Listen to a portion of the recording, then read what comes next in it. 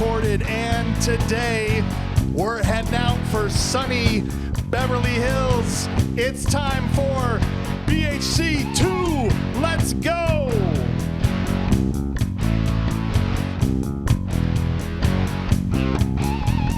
Man, Beverly Hills in the 80s almost seems like a different planet to me. I've never been. Have you been? No. Have you been? Beverly Hills, I think I rolled through there once, yeah. Have you ever been? I have been. And is it still like this? No. I mean, I wasn't there. It was probably 20 years ago I was there. Oh, okay, because I'm just like, so it was almost close to the 80s It was last close time to you the went. 80s. We can't go another second. There's a voice that was just heard, Very familiar voice. I think I've heard it before. been heard in a year and a half. I know, a year and a half's a long time. So, some might say it's eternal. Eternal. First time since October of 2023. That's right. And that's a long time. That's a long time. And once bitten. Chuck is Chuck back. is here. Back. Let's I hope it works out. go.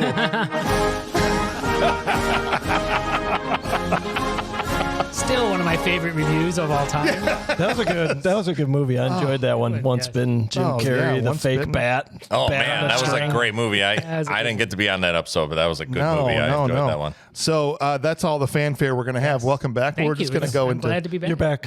People are thrilled that you're. Well, we don't know because we didn't We tell don't anybody. know. No. Okay, well, good. Well, maybe they'll be surprised. Surprise!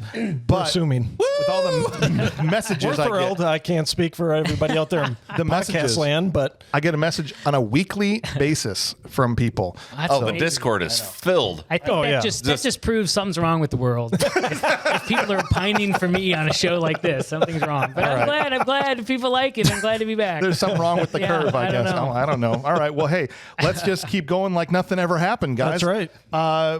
We're going to, for those of you who never listened to the show, we're going to go through the vitals like we always do. Who wrote it, directed it, starred in it, how it qualifies for the show. We're talking again about Beverly Hills Cop 2. Yes. From Just a 1987. little BHC. That's right. I almost got scared there. I said, I No, it's not thought I was contractable. having Like, no. a special. I'm wondering if any of us can do Eddie Murphy's laugh. I'm really tempted to try. You can feel free. That wasn't quite what my head said. That's not what came out of my mouth. That was pretty good. Yeah, you got yeah, deeper. that was pretty good. I couldn't do hard. it. I tried last night. I still feel like I sound like No. Kermit when I do I it. feel like my voice Yeah. is jacked up today for some reason too. Yeah. And he's yours like- was pretty good. It was lower. Mine was too high. He's kind of like smiling when he does it too. He's like, I know. You nodding at me like you want me to do it? Hit us with it. come on, everybody did it. No, see, I sound more like Pee-wee. Yeah, I'm going I too sound far. like a there. dying seal. I'm not going to do it anymore. I knew that Pee Wee and Eddie Murphy's laugh were so entirely close. Yeah, no, off it's the a off. little bit weird, right? That is kind of weird. So this movie was directed by Tony Scott. This is the first movie of his we've covered since Last Boy Scout. Oh. Yeah. Movie was written by these writers, guys, I did not expect this. Larry Ferguson and Warren Scarron. Now, if you don't know those two names, I don't. I don't. Larry Ferguson wrote Hunt for Red October. Oh, wow. Okay. Ah, what? Yeah. Yep. I forgot to check these sort of details. A little rusty. And Holy moly. Warren Scarron wrote Beetlejuice and Batman from 1989. Okay. Yeah. What happened? Thank you. I don't know. Jeez. Well, that could explain my theory at the end I will share. I see. That's a teaser, ladies and gentlemen. teaser for you. I appreciate that. Movie starred Eddie Murphy, and because it was the 80s, they were required to have Judge Reinhold in this movie, John Ashton, Jürgen Prochnow, and then, of course, for the first time since Red Sonja, an episode that Chuck was on, I was on that one. Brigitte Nielsen is back. Straight up looking like she walked out of a Robert Palmer video. Yeah, right. I was like, She's addicted to love, man. Is that Max Headroom in here or what? He got legs all of a sudden? Can I just say, though, for someone as distinctly looking as she is, Yes. she put those wigs on, she looks totally different. She does. She had an ability to be like chameleon girl. Yeah. It was really impressive. Yeah. And then she would stand up and you go, Oh, yeah. Yeah. I know who you are. maybe let's not send the very distinct looking 6-foot blonde to all of our jobs. Yes. Yeah. I like Eddie Murphy. Can I, how long does it take to shave those legs? I think he really was curious. I don't think that was a come on. Knowing how much improv there was in this stuff, he's probably You can was. see he's doing the calculations. He's like, okay, we got That's got to take forever. 6 feet of legs here. Jeez. Pretty skinny. She's gotta That's be so over much 6 surface feet. area. I think Yeah, I don't. she's I don't 6 know how foot. She's only 6? Yeah. What? Well, but Eddie Murphy's not a tall guy. Either, No, so he's it probably not. makes her look even Yeah. much taller. Man, I didn't know all these short guys could be movie stars. I should have Oh, gone a yeah. different route in my life. That's what I'm saying. You missed your calling, you missed your pal. calling. And I'm getting most of shorter them are. every week, so it seems like I could be really popular movie stars. Most of them are, so it doesn't take much to look huge. That's why Arnie was only 6 feet. Yeah. Same as Brigitte Nielsen, and he looks huge because everybody else is so short. Yeah. I'm just going to start filming myself from down. That's all you got to So do. you look taller? Taller. No. Yeah. Yeah, perfect. That's what But they that might do. get my double, triple, my weird turkey chin thing. Now, have you ever done that like on a Zoom call? You look terrible, Yeah, you right? You're look just bad. like, Yeah. you gotta hold it And my wife told me always shoot down. always down. Yeah. But what are you going to do? Also, this is why you ended up with Beverly Hills Cop 3 and 4. The budget for this movie was $27 million. This was hard to believe. $300 million. Eddie box Murphy was printing money in the 80s, man. Bro. And its opening weekend was $26 million. Yeah, Yeah. they made their whole budget in one weekend. And I don't think Snow White made that much total in its run. I read an interesting stat Probably on won't that. ever.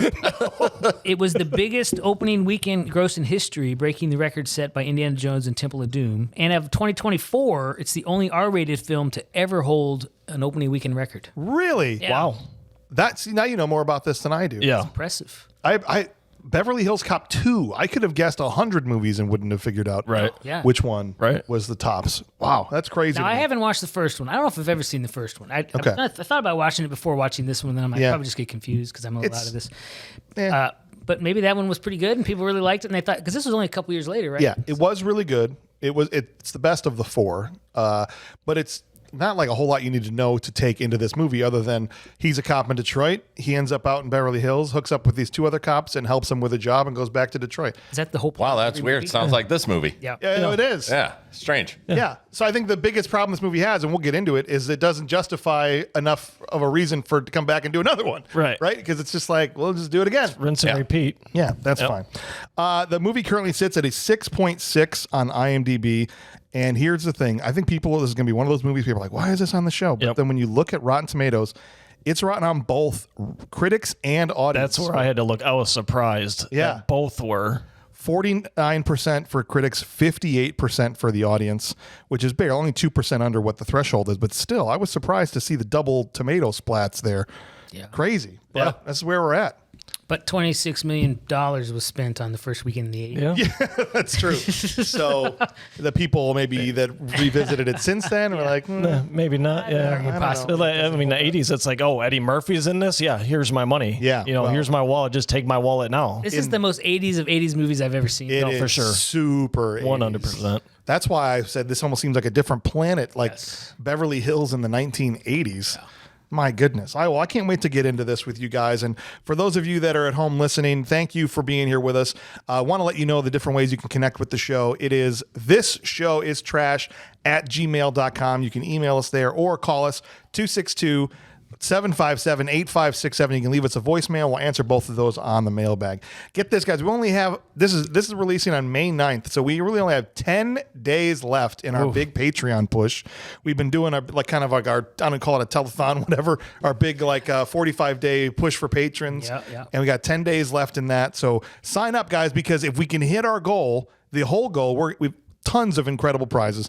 We're going to shoot a short film that we're going to release to our patrons. We are going to do an entire cast, everybody in one room roasting surf ninjas if we can get this done. And don't forget the BMR photo calendar shoot Oh, yeah. 2026. That's coming I'm up not as going to well. forget that. Yeah. I'm not forgetting that either. This isn't Full Monty stuff. No. okay. No, this is a Unless you tasteful. want it to be. Yeah, I mean, do what you want to do with your No month. nudity allowed. I heard Bob was going to be naked, but he was going to be having all his bad movies covered over his body. No, I think Bob had said something about being on the toilet, but I said only if your shirt's long enough that it's not I don't. So you're going to pee your shirt? No, this has got to be a gonna pee on the PG, shirt. Of those two options, I prefer the Bob covered in movies. like an American Beauty. Yeah, exactly. Yeah, right. Just movies falling on him. That's fine. No, look, it's got to be a PG calendar, guys. Okay. Yeah. So, but you have to sign up. So, look, for as little as $3 a month, you can get in on all the fun. And there's an awesome community. If you want to join in, be friends with the people that are on there. They're doing watch parties and stuff Yeah, all the time. on the So, Discord. Yeah, it's awesome. come on in. Patreon.com/badmoviesrule. Help us. It's 10 days left, and we would really appreciate your support. All right, guys, we're going to dive in here to this movie. But first, let's pay some bills. The live footage they obtained to start this movie this wasn't even part of the movie. This was just how women shop in Beverly Hills. Yeah, Sure. Guns blazing. Yeah. pretty much. Yeah. You just go in. Sun's out, guns out, baby. They're like, we should make a movie about it. All the 6 foot blondes are doing it. Just let's go into Gucci here and shoot it up, you know? Yeah, so the movie opens with a jewelry store. Yes. And in rolls blonde Sonia, okay? And blonde Sonia comes in with the door guy. Like, if the jewelry shop has its own door guy, but it's out in the middle of nowhere also, it seems like to me. I don't know. I couldn't. Yeah, it didn't seem like it was in a main strip or anything. No, but fine. She comes in. It's like one of those fast. We've got exactly 2 minutes. They've timed the whole thing out. They spray shaving cream on the cameras. Yeah. Right? Yeah. Which doesn't seem like... No, eventually it'll slough off. Wait 10 seconds and then you can see again? Yeah.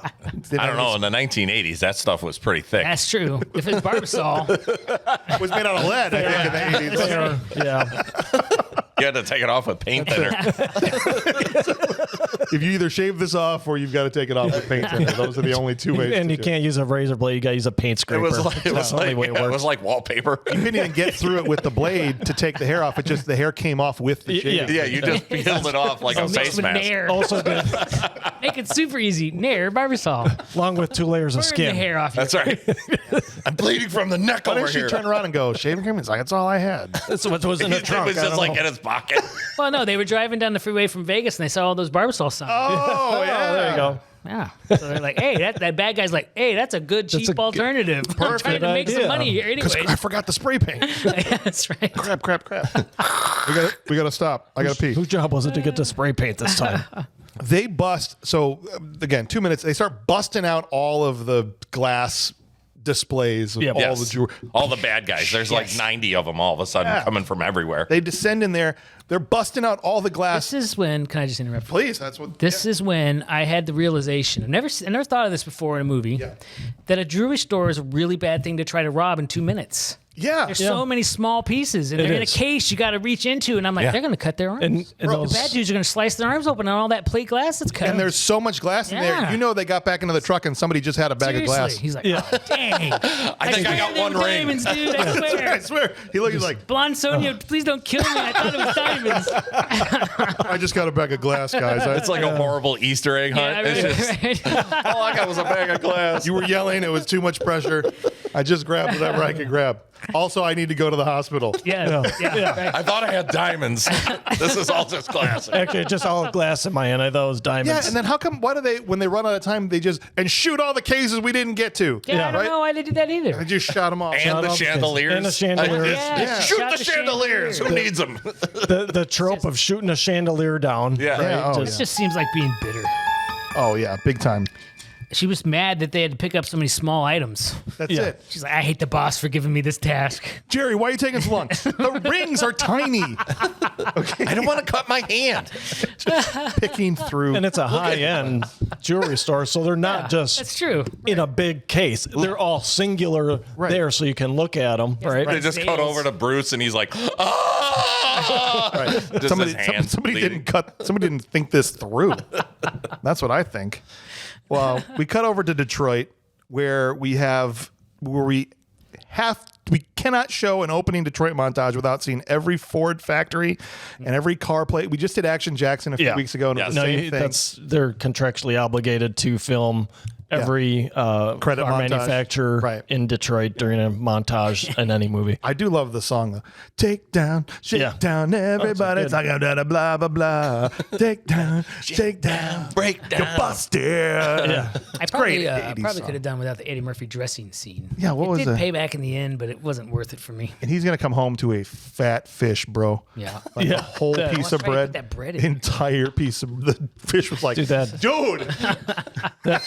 That fish is carbo load, man. It's like, Well, I did have a question whether goldfish eat bread. That's yes, another they thing. do. I don't know. Do yeah, they? they do. Because I've Yeah. never owned one. Yeah, you throw in bread into like koi ponds or goldfish, they'll eat it. Hi, Floaty. I've never seen an overweight goldfish. You feel like all they ate was bread. You just be like, Pretty much, yeah. He's carb loading. That one would be belly up for another reason. Just all the bread's floating him to the top. It's not because he died. So a movie with weird pets, Yeah. goldfish and a turtle. yeah. Kind of strange. And the guy really loved his plants. He really did. Oh, you're talking about Rosewood? Yeah. Oh, yeah. Yeah, I don't know for sure. Well, a name like Rosewood. Yeah, I mean, Well, true. You gotta love plants. That's true. probably. Does that count? That Can I have 100% that Get counts. one, yeah. Give Take yourself I'm one. gonna give myself 2 for that one. It's fine. Flower Yeah, and tree fine. in that name. Yeah. He rolls out in his Ferrari and Total he's 80s right there, you know too. he's just a cop. So I immediately assumed, okay, he's doing some kind of undercover. Yes. He's driving a Ferrari in Detroit. I'm like, you're driving a Ferrari in Detroit? What's wrong with you? Bro, go to the bathroom, come back, it'd be either gone or a husk. Right. Yeah. Maybe both. Maybe both. Just the wheels. He got That's all business. He got business, man. He's got to Ferrari get some business done. That's right. I'm making deals. making business. It's a 328 GTS, if you're curious. Oh, I am curious. I thought Okay. at first it was Magnum PIs, but I think that was a 308. It was sick. This was the Yeah, I mean, it was a sweet car. successor to that. I know so little about cars, but anywhere the headlights come out of it, I'm like, this is a cool car. I'm very simple like that. I thought too about you can't drive a Ferrari in Detroit. And I'm like, well, Ferraris are kind of the king of cars, so you probably could get away with it, but maybe not. I don't know. Well, in 1987 Detroit, I don't know what it was like. Yeah. I know what it was like in I 1997. think in 87, I'd rather drive a Ferrari than anything Detroit was putting out. True. Fair enough. Yeah. They all look the same back then. All right, so he meets Vinny at this bar. Hey, meet this girl of mine. She can suck a garden hose or golf ball through 20 feet of garden hose. Yeah, Judy seemed nice. Probably a couple good reasons she was there. A couple. I saw him right away. He sends her off to the side so they can do business because Vinny does a credit card scam or like he's like, I need you to get a bunch of blank credit cards for me. I need 2,000 blank credit cards 2,000. 2,000. Why, you crazy? I can't get 2,000. by 3 o'clock. 3 o'clock. I think you said 2 at first. You gave him an extra hour. Right, I'm not even in that business, and it stressed me out. Yeah, that request. seriously. I was like, what, dude? What do you do with blank 3 credit hours. cards? Let's go. What if they're not good? If they're not hooked up to somebody's account? I guess. right? Maybe it was different in the 80s. I don't know. Yeah. Gold American Express. You just run them off. Yeah. Then we cut back to Beverly Hills, and in a rare appearance, Ronnie Cox as a good guy in the movie. Yeah. Okay, he's like almost always the bad guy. He was a bad guy in RoboCop, bad guy in Total Recall. Here he is as Captain Bogomil, who calls Axel to cancel a fishing trip right after his morning jog through the oil refinery. With horses. Yeah, that totally threw me for a loop. I'm like, why are there just horses running wild in this oil refinery? Those are the wild I got oil that too. horses. I Just, lived gotta in watch out for California, them. and you I gotta don't watch think out I for them. ever You don't want to saw- get them. Never saw the juxtaposition of horses and oil wells at the same spot. Are they like protective horses? Yeah. They're guard horses. They're guard horses? Yeah. Oh, I just got kicked in the mouth by a horse. You got to get real close, but they're effective if the robber gets close. Yeah, Yeah. that's right. Yeah. Yeah. Right. Otherwise, they just, that's about all they could do. I'm sure they have a lot of horsepower. It's like a canary in the coal mine. All right, There's give yourself horses another in one. the oil wells. Yes, if the horses start running, then Yeah, you know you the know oil's the about to oil's, explode, or I don't know how that works. Oh, it's, Implode. like a canary in a in a mine. It's maybe. horses in the oil field. You just know if one of the derricks is going to blow up by the horses the way they're running. What did Derek do? He's trying to blow up what? He was hoofing it. Give yourself another one. He's trying to blow up the oil rigs. I missed that character. Yeah, Okay. he's there. All right. So Chief You Lutz, blink, you miss him. Chief Lutz. This guy's a hole. What a tool. Comes in. He the new. He wasn't in the first one, so he's the new chief of police. He's fired everybody else except for Taggart and Rosewood and Bogomil. Everybody else has basically been fired and replaced in the whole police force. Yep. And he comes in and he's pissed off that Rosewood called the FBI on the Alphabet robberies because what we didn't mention before is at the end of the jewelry heist, Blonde Sonia puts down an envelope on the counter. Oh, yeah. with a big Yeah. A on it. A on it. Yeah. Okay. Here's what I wanted to know, because Yeah. did this roll back over to A? Like, because he's calling. We just started at A. Yeah. And now he's calling the FBI. We're only on A. Yeah. What was it? Did they get to Yeah, Z that's a good- before, and now we're rolling back to A? Why are they already calling it the alphabet Alphabet. robberies? Exactly. I can tell you why. Can you? I can. Okay. Because the writers thought they were smart and they were making an allusion to Agatha Christie's ABC Murders. Okay. Oh. But Except, well, doesn't quite work in the keyword actual- is- They probably should have plot got to of the C movie. before they Yes. start calling Yes. it ABC murders. Guys, I'm distinctly noticing a pattern here. We got one letter with an A on it. In their defense, it was a very stylized A, so you could maybe predict, someone went to a lot of trouble. Maybe it to was a make this different A. font. Maybe it's Yeah. gonna be. Maybe there's gonna be something else. Do you think we should think about B? Let's not get ahead of ourselves. Let's see how far we can get with A. Yeah. Shut down all the businesses start with A. I would have been an idiot. I would have been like, it would look more like a Sesame, like the Sesame Street robberies. The count is just there. Hey! I don't know. Did the letter say something about more to come? What What was in code? because it was in that's right. code. It was a code, and Yeah. he was all cryptic later. We're gonna let him know. What Obviously, code there will we be a- need him to. Yeah. Obviously, there'll be a B. Well, this soon. is an A, so tomorrow close all the businesses that begin with B. Okay. Yeah. All right. Cool. But we need the FBI to do that and tell us to do that. They suspend Bogomil because he's mad about his boy calling the FBI, whatever. Bogomil leaves the precinct, and brunette Sonia follows him. And a Yep. very cool Mercedes convertible. I liked it. Yeah, it was nice. Follows him, but then somehow gets ahead of him to crash into a fire hydrant and get him to stop she for just her. broke. She broke down. She broke down. Yeah, but she was behind him at first. I saw she Yeah. passed him real fast. Yeah, she I was passed watching him. that. All right, thank Yep. you, because I missed that. I was He was taking his sweet time. Yeah. wasn't she just? Yeah, she passed. She zipped around him and passed him. Okay. Because he was just driving like an Oldsmobile. Yeah, he had I think my grandfather actually had that Cutlass Sierra is what it was. Right, yeah. I bet it had a 3100. Gosh, in you it. old Probably. car nerds. Good engine, that 3100. I have to admit, I hated all these cars in the 80s, but looking at them from what? Oh, wait, that's 40 Like almost 40 years ago crap. now, yeah. Yeah, holy crap I'm is like, right. I'm like nostalgic for the old Cutlass Sierras and the Camaros and all Well, those that crap Camaro cars. they had was an Yeah, IROC Z. Yeah, Yeah, that was pretty sweet. Probably an automatic though. Here these guys go. Good for you. I drive a Pinto. Jeez. Give yourself one for that. I'm amazed when guys like you and Clint can look at these old cars and know what they are, because they all just look like big giant rectangles in the 80s to me. Like, didn't they not? A lot of them were. They all look the Yeah. same. I actually noticed the third brake light in the middle of that. Yeah. That was just Yep. started that, I think. Just started they had then. that just like it was mounted on there. So. This is all stuff you can cut later. I roll hard enough. We're not cutting any of this.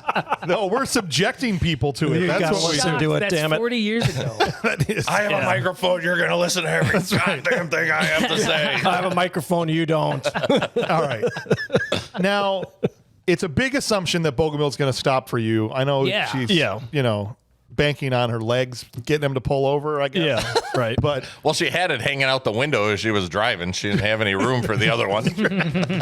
she has to drive with one leg out Yeah. the window. Yeah, just There's no no room. Yeah. That's why she's got a convertible too. Her head can be up higher as well. The windshield comes up to her chin. Driving down the street. That's why she had those giant glasses, because she didn't want to get bugs in her eyes.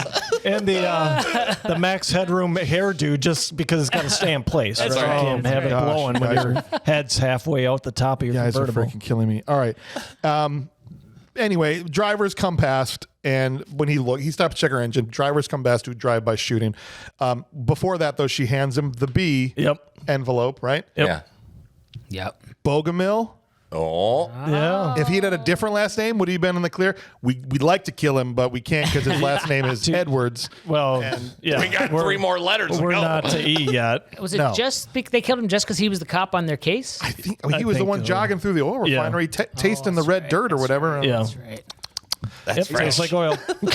I don't know. They're spilling oil here. Anyway, he's able Spitting to, out horse turds. he's able to turn her back into blonde Sonia before hitting the ground. He rips her, Yeah. the hair off and falls down. I assumed dead. He got blasted. I Yeah, noticed he got his finger blasted a twitching. lot. Yeah, he's like, Yeah, he was Oh, all, but it he was wasn't all dead. washed up. He took a good 4 or 5 shots. Seriously, he was tough after. She was close range when she unloaded in him. She did, and He that's- tacked her after that. That's crazy. man. Back in Detroit, Axel shows up to the meeting spot with Vinny and waits in the office for my favorite trope. Yep. Important information from the news that happened to be on the TV. So important that the movie would not have continued had he not seen the news at that exact Not only moment. that, national news because he's in Detroit. He's in Detroit. Right. Yeah. So this I shooting. missed that, and I forgot how much you hate that. I hate that. Yeah. Because what if he doesn't go in that office? Yeah. What if he Yeah.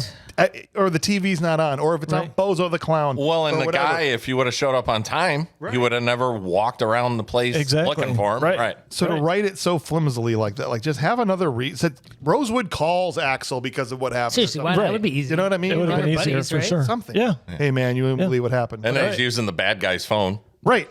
Okay. It's like, what if the bad guy walked in at that moment? And just like, oh, I was talking about sorry. Never mind. Click. Gotta go. Vinny eventually does show up, with the guys who recognize Axel from the cigarette truck. So if you hadn't seen the first one, there was another undercover job that went bad at the very beginning, I think, of the very first one, where he's trying to do something callback with to that. Yeah, it's a callback to some botched bust where he's trying to offload a truck full of cigarettes. Yep. And one of the guys recognizes him from that. And this is actually pretty slick. I think Ruby had a botched bust as well. Yeah, pretty slick. Just call the guy a cop before he can call Yeah, you a that's cop. good. exactly. This is one of the best lines of the movie. Yeah. Which one? This whole conversation he has about the cop. Oh, he's a cop. I recognize he's a cop. Yeah. It's like The best line is, where is it? I know when I can smell a pig inside the room. I used to be a Muslim man. And I know pork's over there. And she sniffs. Yes, smell pork. It's it. definitely pork. My I favorite. hate doing crap around this dude, man. You want to do business? You know where to find me. I love. Allah Akbar. It's you, man. Allah Akbar. Except I don't think he said it quite right, though. He like messed it up. on no, his he's way like, out. because that's It's a trap. Look, they went back to this well like 6 times because they know it's the best thing from Beverly Hills Cop is 6 different points in this movie, a bunch in the first movie. Whenever he's got to talk his way into a place or out of something, that's the best stuff. Yeah. Right. And so in here, where he's like pretending, my favorite part from the scene where it's like, well, why can't I check him for a wire if he doesn't have a wire? Why can't I see it? Yeah. Right? He's just staring off into Why space. can't I do it? Yeah. If he's not a cop, why can't I check? He talks so fast that no one can keep up. right. And he just just steamrolls people. Yes. And out the door. And then they're just agreeing to whatever, and yeah, he's gone. Which would never happen in real life. No. Right. But why not make the bust? Because we find out in a minute, Inspector Todd's like, you got 3 days to make a bust. Why not do the deal for the credit card? Aren't you there They to had the credit arrest him? cards. Oh, it's Right. true. A lot Yeah. of paperwork involved. Well, he didn't have the money. I think that's what he was trying to still get from. Oh, That's why he That's needed why he that needed- $1,000. Well, then why set up the Well, meeting? that if you don't have the $1,000 money? was like his slush fund, though. I think. No, 'Cause is that at for him to point, go he to knew- California? Yeah, Or- exactly. That's yeah. what I thought. oh, that's right. Yeah, It's all kind of Yeah. flimsy. Mucky. Right. Yeah. It's mucky. A little murky. But bottom line, he gets out of there because he wants to go to Beverly Hills, and so he has his partner Paul Reiser cover for him, Oh, yeah. and he's Interesting choice in this Sure. movie. Yeah. He's all right Well, as he's a in the buddy first one cop. too. He's in the first one for A second. 30 seconds. Yeah. Right. Like barely. In Yeah. the very, very beginning. And so he's a little bit of a bigger part in this, but not much. But he's going to cover for him. Yeah, he's told not to mess up the Ferrari. Take Marcy driving around in it, whatever, but don't mess the thing up. And his inspector comes in and chews him out because he's wrote a requisition for a Ferrari for $67,000. Yeah. He's like 50? No, it's 67,000. 67,000. And a suit for suits, 1,000 or whatever ties. it was. Yeah. $200 tie. Why do you need a $200 tie? I don't know, dude. I buy ties from Kohl's. Exactly. When they're on sale for $10. I don't even buy ties. Do you know how to tie a tie? Nope. I love that. I got clip-on. Sweet. Oh, sweet summer try. Yeah. I would I got expect- one that's a magnet. That checks out for you though. that's awesome, man. You just what'd you do? Swallow something metal and just pin it to your neck? No, you got a strip that you put down your shirt, and then it. No, he had the implant right here. Is what you don't know is It's there's right a in my metal sternum. right Oh, here. you can get it. Yeah. That a would be magnet, I mean, genius. and then he I just can wear just right a to it. tie. Yeah. guys. Hey, calendar idea. How much?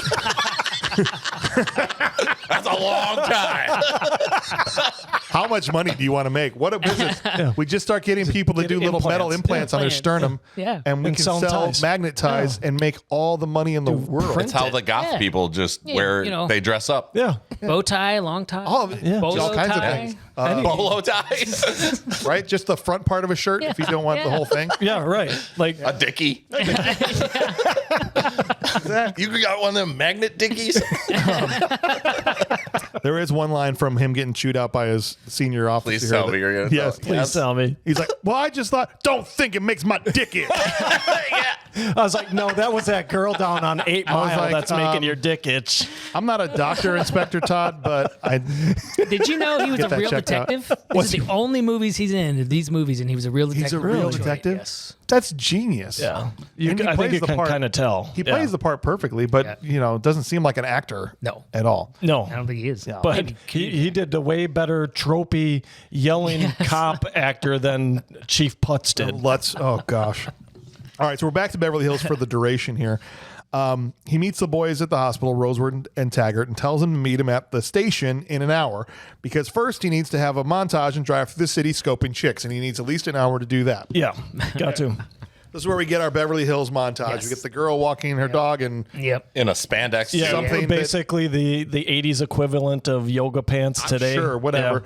Just all kinds of craziness. Again, you can't have a Beverly Hills. I think they did this in Pretty Woman, all of them. Yeah. Without the showing You all the got to. shops. And This all is where the I wrote, things. this is the 80est of 80s movies I've ever seen. Oh, yeah. Yeah. I said music is yeah. 80s, the setting is totally 80s. Yep. The clothes, the whole Oh, the vibe, clothes. Yeah. the look of the filming, The hair. everything. The hair. Oh. Yeah. He comes across a house, hated this. or a mansion under construction. This pissed you off? Pretty much all of his dialogues from here on piss me off. Compared to the one with the Muslim, I'm a Muslim and I can smell pig. These are all like, Yeah. I didn't have a problem with him. My problem in this scene was with the foreman. The contractor. I don't know a whole yeah. lot about this, but I Yeah. am pretty positive that guy doesn't give a crap. And he's not going to just say stop because the inspector is going to call a whole bunch of people yes, yeah. and everybody. verify this because Everybody's and I'm getting like, this is called. just stupid. I mean, I get there wasn't cell phones, but you would just go, I'm going to the shop to call. Yeah. Mhm. Or I would there's give it phone a in the day. house, I would whatever. say, all right, I'm leaving. And then I would be like, you know what? That seemed a little weird. Yeah. Maybe I should call our shop and Yeah. find out. I don't know. Maybe things. And then I would go back the next day and be Yeah. like, hey. Because this the problem is he talks so fast. When you slow it down, this is basically what he's telling the guy. Yeah. He rolls up, says, "Stop working." Okay, put the bucket down. he's goes yelling at all the workers. Stop Yeah. to work. Stop to work. They're all just All he like, does is what the hell? yell. It's supposed to look like it's supposed to look like a donut. You got too many angles. Yeah. That was good. I like that idea. He brings the guy over and says, "I'm the Beverly Hills building inspector." Inspector. Then he says investigator, Investigator. later. Yeah. And Well, and he let's picture the flashes scene, his though. badge. He's in a red, I think, old cool car. Yeah, he's in Yeah. a Cutlass. Cutlass Convertible. red cover with a Detroit Lions jacket on. Yep. That's right. Yeah. Like he doesn't look anything like he belongs here. Why would a professional? He's in definitely Beverly Hills, the Beverly inspector? Hills inspector Yeah. in his Detroit Lions Exactly. Letterman jacket. Yeah. Yeah, that's real professional. Rolling up in a car like that. Yeah. That'd have been my first question. So this foreman's not the sharpest tack in the box. No. Okay. No. But he tells him, "I'm the Beverly Hills building inspector. These are the wrong plans." Yep. We had a meeting where they had a meeting with me, the Beverly Hills They didn't invite building you? investigator, Invite Yeah. you. You didn't invite you? and had new plans with no right angles. Okay, if they're rich and they want to live in a donut, let them live in a donut. Okay, like Yeah, those lines were pretty funny. right? Sometimes you get rich enough where you don't care, like when you can live in a circle. That's cool. But then the guy just buys it He does. Yeah. He's like, with "All no right, fact guys, checking. Don't come back for a week. So you just stay here and watch the mansion. That's cool. Yeah. We're gonna leave. I love that there's still noise going on in the background. And he's like, as he's trying to talk to him, he's like, hey, Yeah. I see that drop. That's when you're like, put that the button bucket up down. Yeah, you know. Seriously. It's great. But when he goes in the house, he says, "Why don't you clean this up a little bit?" It's obvious Free house. doing- But he has a job, right? Like he has money. The guy can't pay for 3 nights at the Motel 6. No. No. Or is he just doing this for funsies? I don't know. I think it's probably fun for him. Okay. Because Plus, I just think it's like saving him money. all right. Yeah. And he's, he makes it very clear that he used to not always be. No, and I think that's one of the key parts of Yeah. Axel Foley as a character is that he still has that that's criminal element Yeah. Yeah. within him, even though he's a cop. I thought maybe later in the movie he did that so that they would buy he could join that swanky gun club. But I don't think that's true. He fractured a few laws in his day. I think they just wanted to make him have a scene like this. Yeah. Literally, there's so many scenes that don't need to be in the movie. No. It's just to like show off Eddie Murphy's Right. talking skills. Yeah. Which is fine. Yeah, That's you're putting your whole bankroll on Eddie Murphy. Give him as much as you want. They go back to the police station, and Axel is there looking at modified bullet casings. Well, there's only a couple of guys in the city that can do this. This is a modified 44 Magnum casing, and I didn't understand what any of that meant. I'm not really a gun person. no. But basically, he's like, there's only a couple guys in the whole city that could do this. We'll just randomly pick one out of a hat, and we'll go there, and all the bad guys will be there. Who's the guy that can do it? The cop's like, I don't know. Police It's work. this guy. It's your city. You don't know? Yeah, It's your right, city. Again, super tropey. Yeah. How police- does that always happen? The police work, like the movie rests on Eddie's shoulders comedically. When you actually start to look at the mystery, as it's written, the police crime Yeah, story, it it's falls the apart. flimsiest Yeah. thing and the police work and how they get from spot to spot to spot. Hey, It's why just is the captain so mad? he They all never the time? they never explained that. It's not even like well, I guess they're trying to do the 80s trope of yelling police commander, but it's not even in a fun way. Like when the guy in Lethal Weapon would do it, it was entertaining, or in other movies. Or the Detroit Captain. Yeah. Or the Detroit Captain. Yeah. Fine. Yeah. This guy just wanted to wring his neck. Yeah, he was just a smarmy putz, man. It was bad. Lutz comes in here and Eddie acts like Miss Cleo to get out of there, right? Yeah. Miss Cleo. Well, he does. He's a Jamaican I psychic. forgot about What that. did he say? It was from like St. Croix. Trinidad or something? St. Croix. That was it. Yeah. How much money did you waste on Miss Cleo back in the day? Me? Yeah. I knew you were on there. Don't lie. At least $26.50. I love it. It was a lot per hour. Remember those old commercials? I remember those all the time. Well, your first 15 minutes is free. The middle of the night with Miss Cleo coming on, and then Yeah, man. St. Croix is ironic, not ironic. It's interesting because I work for a certain company named St. Croix now. Oh, how about that? Yeah. Do they need psychics? Do they employ psychics? Well, I don't know. Maybe if you got a license, you might be able to be a psychic. Do they in make St. seltzer Croix. water? Oh, perfect. No, I think that's No, LaCroix. Oh, okay. I wasn't sure if that was the same. Yes. It's like, but maybe you'll get psychic powers from it. It's got Croix in it. Maybe it's the Croix piece that does It's it. the Croix that makes you Croix that psychic. makes you psychic. Yeah. It's gross. That was dumb too. What's that? This whole St. Croix psychic thing. Oh, yeah. No one would buy And then Lutz bought it, too. Yeah, no one would Yeah. buy his stuff. No. Some of it, there's a couple I think, and as we get to them, I'll talk, but there's a couple I'm like, all right, I think the subterfuge was good enough where he could get us in the door there. No, But some of these, I don't even think Lutz buys. No, I have to say, even though I disliked a lot of these, some of the lines in these are gold. So like he Yes. says, I think he says something like this as he's leaving. He says, basically, he's told him the psychic, right? He says, "If you want Johnny Wishbone, just think, and I'll come running." Because he's a psychic, and he can. That was awesome. That's funny. They talk. Well, he talks the boys who were like supposed to report to traffic duty to risk their jobs to help Bogomil because he's helped them, and he gives them the pep talk, and they're like, "All right, Axel, we're in." Poor Taggart. They see where they lay the groundwork for his running plot line about his wife leaving him. Yeah. Where he says, "Yeah, but you don't understand. I've got a wife and 2 kids to feed." And Rosewood just blows him out of Billy's the water. like, you did. You don't have a wife. I have a wife. Maybe she'll come back. You mean? Like, oh, Taggart. And I think he got some too. I think he says, "You just got 2 kids." Yeah, And he's like, yeah. "Oh, like, why are you cutting his knees out right from underneath him like And then that?" later on, he's like, "You have to admire her bravery for moving on without you at this stage of her life." I must Take a break from cheering me up, man. Jeez. All right. So they go to the next big scene is the Beverly Hills Shooting Club, and he goes and Axel gets out of the car and tells him to wait for an hour. Everything's an hour. Okay. He's like, "Wait for me an hour." Right. Hey, you got any? Where are your? so stupid. Good thing Rosewood keeps his vitamins in his car in a crinkled dash. lunch bag. Yeah. This literally makes me angry. This bit. This is the stupid. Did I say the other one I hated? I hate this one more than the last one. When This he is- comes in. it's so dumb. And he's got this. He pours a. Takes an ice bath. Yeah. Yeah.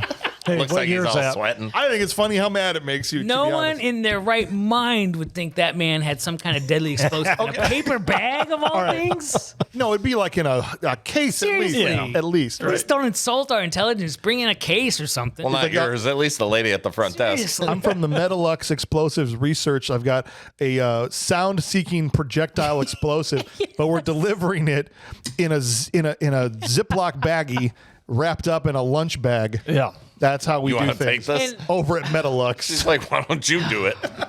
And he has. I hated this. But can you at least, for the purposes of suspending disbelief, the only thing I think the movie can maybe hang its hat on here is people's willingness in corporate America to pass the buck to somebody else. Maybe. Right? And that's it. And even that, I'm stretching because you're right. It's ridiculous. Here's where, if I was her, I'd be like, "You're full of it." When he says, "You gotta be quiet, you gotta be quiet." Well, he was talking. He yells all his lines anyway. Well, it's only fart all the seeking, stuff's going on, I and guess. then he's like, "Oh, you gotta be careful." He said it's only, I mean, he said, if you fart pass gas, maybe one of those quiet, sneaky ones. Right? So I'm like, you're talking louder than she'd be farting. Seriously. So Right. it must only be fart Now, seeking. in my case, that could be an issue, but I guess you got to suspend. I can't suspend belief. I have a theory on this. yes. I'll share at the end of Okay, why please. it bothers me so much. No, and that's fine. But he comes in and she puts it on this lady's desk, and at first she puts up a fight for about 10 seconds, and then she's like, "Oh, what is this? This is an explosive. It's an explosive bomb, and you gotta be real quiet, okay? And don't even pass gas, like, because it's gonna be too loud. Let me get out of here. Thank you." And she's like, "No. Why don't you just take it to Russell Fielding? Russ Fielding is the guy's name. Take him down to his office. It's actually right by where you came in. Yeah. And you can put it right now. What about my daughters? What about Monique and Unique? Monique and Unique. What about that? That's the other point where I'd go, this guy's full of. Actually, I might not. I have you a story named your that I'm daughter not gonna Unique? tell about a certain gentleman I bought a car from. I might buy everything Eddie Murphy says. Come to think of it. Chuck Tails is back, baby. That's right. I love it, man. They she gives him $10. Like, what's in it for me? What's in it for me? What am I gonna do? Hands him $10. It's like I got twins. We got two of them. What am I gonna do for the other one? The same thing that happened to Bootsy. All they found was $20 and a pair of Adidas. That was hilarious line. Again, in these monologues, he's got some really funny stuff. Oh yeah, it's good.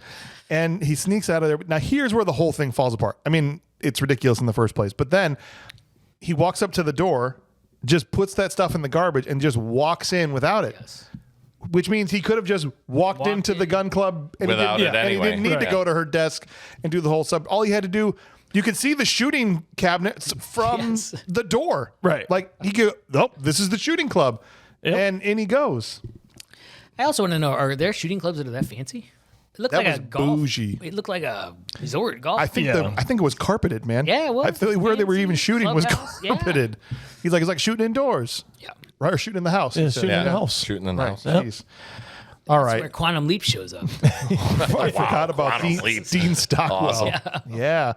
Well, he goes first, talks to Russ Fielding for like 2 seconds directly in front of a CCTV camera, and Blonde Sonia's on him in like 2 seconds. She's up from the back room, right? She's Muslim too. She can smell pork a mile away. And he goes to try the shooting range for a minute while Russ talks to Blonde Sonia, and he shoots holes in their screen, This pissed me off too. Yeah. and they didn't care. No. It goes back and he's like, no one. No one cared. No. You might have said Eddie Murphy was being a real ass. Like Yeah, a take donkey. one. Nice. Yeah, like a donkey. I know. That's one. good. Good Shrek, Yeah. good Shrek cut there. I thought they were TVs too. Maybe it was projection on a wall. Maybe think it that's. was I think it was a movie projector. screen. Yeah, Yeah. it was a projector. Yeah, but- Because And it they kind were- of shreds it and rips it when it goes through. Well, they were laser sighting too. Yeah. I don't think they were firing real rounds. So While he's shooting the He thing was, up, but- Russ Fielding is talking to Blonde Sonia, and Blonde Sonia's like, I saw the casing on the monitor and I recognized it. I'm like, yeah, even though the camera was like a viewfinder from the 1960s or whatever. right. Like, you kidding me? Are you Couldn't talking see about anything. the toys that we had Yeah, as kids, the looked like they Viewmasters? shot that thing on a Viewmaster. Yeah. You know what I'm saying? I mean, there's Like Dave made the comment we did speed like that. Like, even though this was filmed with a potato, I noticed the shell casing on the screen as we were sitting back there and recognized it as, that was one of the 44s. so what you're saying is CCTV camera quality has just deteriorated It since must have. 1987 because you can't identify Because you can't even a see what's on face. stuff now. No. Let alone then. Right. If it was accurate, she would sit back there going, I think there's two people talking, but I can't tell which one is Fielding. Right. There's two blurry objects there moving. I'm assuming it's people. That's why her sunglasses are so big. They actually help magnify. Oh, that's so what it- she can. And it filters it out. It sharpens. They're only big this way, never tall. They're only long across. They're longer than her face. Yeah. We meet the other two baddies in the back. Here's Dean Stockwell, Chip Kane, and Maxwell Dent, a.k.a. Jürgen, I already forgot his Prochnow. Jürgen Prochnow, who was in Judge Dredd. Yeah. Right? Oh, I was trying to think. I didn't look up. Yeah, he was in Judge Dredd. Anyway, he's mad about how sloppy Kane was with the alphabet, with the A robbery, sorry. And he's like, what are you talking about? Those guns were clean. No one could ever know that those were us. Meanwhile, 10 minutes before, they're like, only two guys in the city could have done this. So it's just like, are you sure that this Why is would you use problem? specialized bullets in that case? right? Well, it's clearly, Wouldn't you want the most common bullet there is in the tell you, world? those guns are would think. clean, but this casing has the Beverly Hills Shooting Club logo. Am I not supposed to They're put that just on? really, It's got a really serial proud of number their on it even. That's what it is. They're proud of it. They're proud of it. Right? Well, We he was thought- selling the gun guys. Maybe that was his thing. Maybe we can get some memberships out of this. Get me Dean in the basement who makes the shells. Chip goes out to talk to Eddie and offers him a guest membership, right? He's like, maybe you could give me your address, because he's like, better go kill this guy. Yeah. give me your address. We'll send you a guest membership for the shooting club. Yeah. He gives him the address. He's like, cool. We'll send it with the 44 slugs or whatever. Yeah. Well, I'll be sure to duck. Yeah. The way Brigitte Nielsen delivers almost every line in this movie, it's like she wants to kill you. So you shouldn't let her talk to anybody, because when she turns around, she's like, with the 44 slugs, she might as well just said, and we're going to kill you later. Yeah. Okay, we'll be there at your house to murder you. Just pretty much how she delivers every line in every movie she's in. Saying, dude. This is when Kane. Yeah, but it works in this movie This is the one, a little bit. because she's actually looks evil. She does. Yeah. She looked evil as Sonya, and I was like, you don't deserve to be the good guy. In that scene in the office with the baddie, and he pulls open the doors and all the CRT TV. Oh, yeah. And then Dean Stockwell turns McCain and puts on the biggest pair of glasses I have ever seen. Yeah. Like, let me see this. They were huge. He just pulls up 2 old 1987 Seriously, Coke bottles. They were so big. Got it. I thought all the other glasses were big until that. Yeah, He's like, no. I'm going to have the biggest glasses in this movie. Now I wish he would have pulled up a Viewmaster. Right? Hold on, let me see. I love those things. When I saw Dean Stockwell, Garfield ate the lasagna. I saw Stockwell. I told to my wife, and I said, "This movie has every '80s actor there was." yeah. Oh, yeah.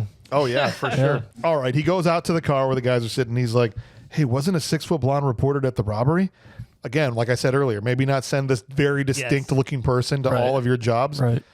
He's like, all right, meet me in my house in an hour. Again, everything is an hour with these guys. Yeah. Okay. He goes over to Bogomil's house and asks Jan, his daughter, to, with her insurance connections, to look into Maxwell Dent.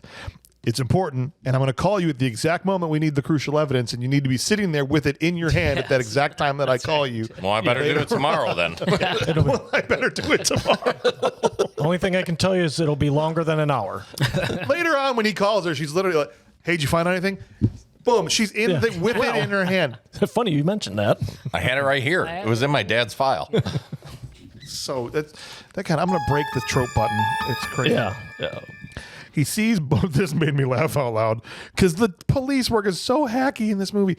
He looks in Bogomil's closet and he sees the pile of red dirt around his shoes that someone just clearly dumped Sprinkled around. Yeah. That's the messiest shoes I've ever seen in the closet. There's no dirt yeah, anywhere how else. did he get them in there? So did he take? I want to know. Did he take them off after running? He went back to his car, changed shoes, because if he was wearing those, there wouldn't be any dirt left on him by the time he got there. There's a perfect circle around the shoes of red dirt. Right. Yeah. And then he goes outside. He's like, I better just check what regular dirt looks like to make sure. This is regular dirt. Yeah. This is different dirt. It's not red. Detective work. It's also more clumpy here. Not quite so silky. That's true. Didn't seem to be any horses around here either. Taggart and Rosewood come to the mansion and find him in the pool. And they're Taggart's pissed that Axel stole the house. Yeah. Yeah. He's like, you're still a cop, man. I love when you get mad. Get your little mad butt in the pool, right? Again, just Eddie Murphy doing what he does best. Yeah. This scene was so pointless. The only point, and I'll say this because people are going to be mad probably.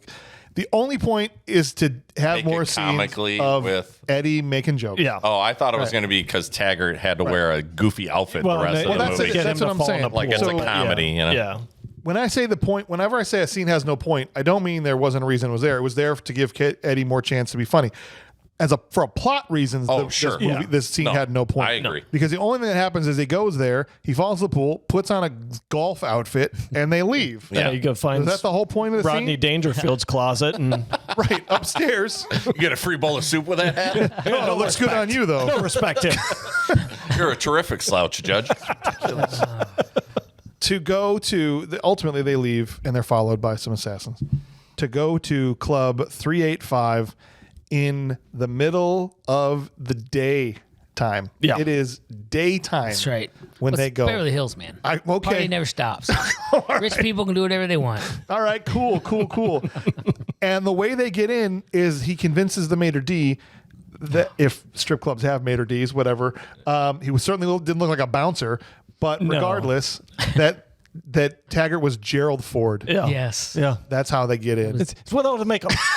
He doesn't have the makeup on. There was a couple of women in there with a couple of nice sets of maitre d's. Yeah, take one. I don't care. Take one. Anybody. Take president. Take two, because Those women scared me, actually. They're a little buff for me. the one working the Strangely pole. They was didn't remind you of mad. Patrick Swayze? No, more the other guy. Why are they so angry? Maybe a little rough. The one on the pole was real They're angry because they're doing this at 3:30 in the afternoon. And there's not even a buffet. They're not why. even getting tips. That's why. I actually right. asked the question, Yeah. do you think they were real professional exotic dancers? I don't sort of wondered think that in so. movies. I don't think I they don't were. think My they wife thought, no, they're probably aspiring actresses. That's Yeah. 100% what I because they are not good dancers. No, they were awful. Who cares? Yeah, You I'm with him on that one, actually. Except for that woman was scary. goes to the bar. So here's again, the whole point of this from a plot police procedure standpoint. The only thing that's accomplished in this scene, Eddie goes up to the bar, pays $7 for a Coke. Yeah. 1987, $7 is a lot, Or, you know he was getting them That's for like California, though, too, right? 75 cents in Detroit. bro.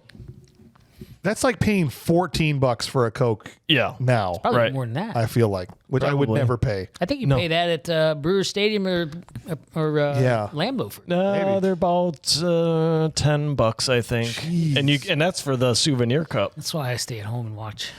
And I don't watch the Brewers at all. But all that really happens is they do a couple of Gerald Ford jokes, but all he does is he sees this blonde guy talking to a stripper, I know. goes, "Who's him?" That's his name. He gets his name, and they leave. You ever seen That's without makeup? That's all.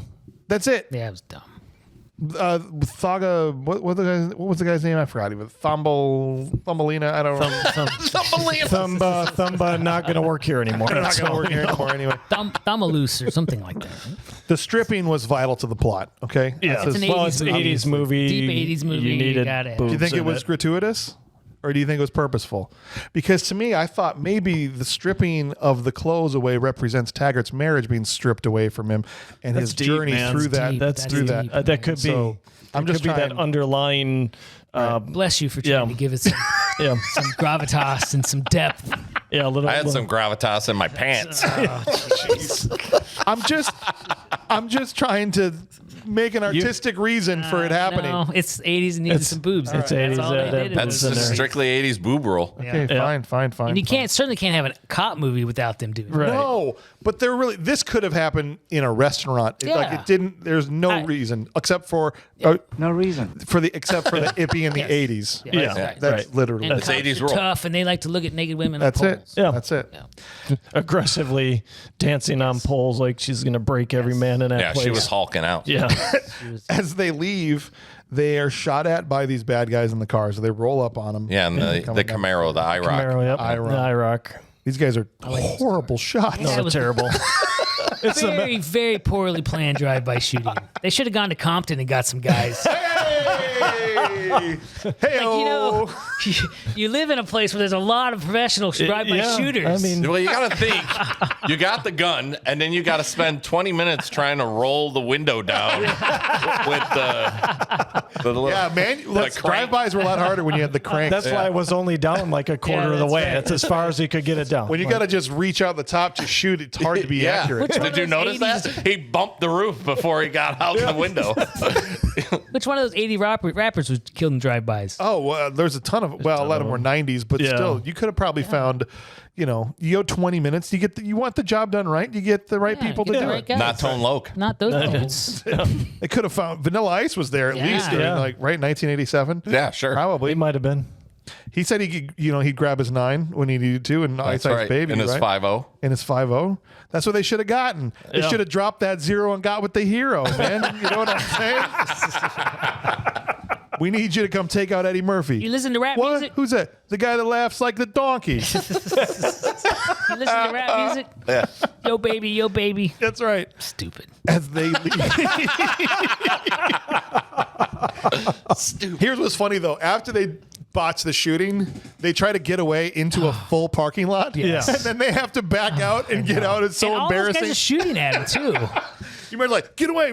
Yeah. And 3-4 cops are shooting at the him, three of and they them can't weren't hit him any at better all. a shot than the drive-by guys because they should have shot that Camaro out. It'd be a fun drinking game in this movie. What's How that? many fire hydrants are taken out in the course of this film? I think you'd be on the floor by the end. you might It was be. at least 5 or 6, Yeah. I think. I'm pretty sure. And one, our buddy Rosewood took out 5 himself, I think. Just plan it out a little better. Like you have an escape route. They pulled into a full parking lot, and even if you got the guys, let's say they shot all 3 cops dead, it's still embarrassing to have to back out of there and be like, Yeah. sorry, Sorry, guys. going this way. Well, they found out that you had to pay $50 for parking. And they're like, hey, we can't go back through. We got to back They're getting out. shot at and talking to the parking attendant. And like, how much? No, we're gonna go. We're gonna go back. The guy's just like got the door open, just a hair, just so he can talk to him. Is that $25 down the street? We're gonna go there. Right, that's right. They end up wrapping their car around a telephone pole anyway, They do. right? Yeah, Like they right do. around the corner. Yeah. Can I go back to the fire hydrant? thing real Please, quick? please. Yeah. I think the only fire hydrant that actually had water in it was this scene. Yes. I think after that, they're like, it's just too much energy to try to Well, it's shoot water out of California. the fire hydrants. They obviously don't know how to fill their fire hydrants. You know what? This is interesting. With that big fire, they should have. This was foreshadowing the giant fire. Yeah. That's what it is. Yeah. It actually makes more sense that there's no water No when water. the fire hydrants get Yeah. knocked Right. over. They probably just kept carrying the same prop fire hydrant around to every shot and go, Yeah. run this over again. Yes. This Like, is Where's This Tommy and needs- Bert? Where's Tommy and Yeah. Bert with the fire hydrant? This scene needs more fire hydrants. We only got 6. Every time he drives on a curb, I want to see a fire hydrant on there. That's just bad luck. That's all that is. Oh my gosh. Why were they letting Rosewood drive? He was horrible. Oh, he was Yeah, horrible. every time they'd let him get back in the driver's seat. You think Tagger would be like, I got this one. Yeah. The guys are out of the car, they're gone, but they do recover the matchbook from the car. Because again, Yeah. like one clue every time it leads them to the next thing. So they go back to Rosewood's place, which, as you said, was filled with exotic animals and luscious fauna He had a regular rainforest in there. and very Sylvester Stallone movie posters. Yes. Which one was that? Was Is that a Rambo one? Was that a Rambo one? And a cobra. And then I later thought it on, was it's that Cobra. same Cobra Yeah, poster. so that was same Right yeah. there. And Yep. what's hilarious to me about the fact that the Cobra poster is in there is Stallone was supposed to originally be the first Beverly Hills Cop movie. They had offered that to him. He didn't like the script. He was trying to change the script. They ultimately went with Eddie Murphy, but he kept working on it himself. And Cobra was his script that he based off of the Beverly Hills Cop script that he didn't get to do.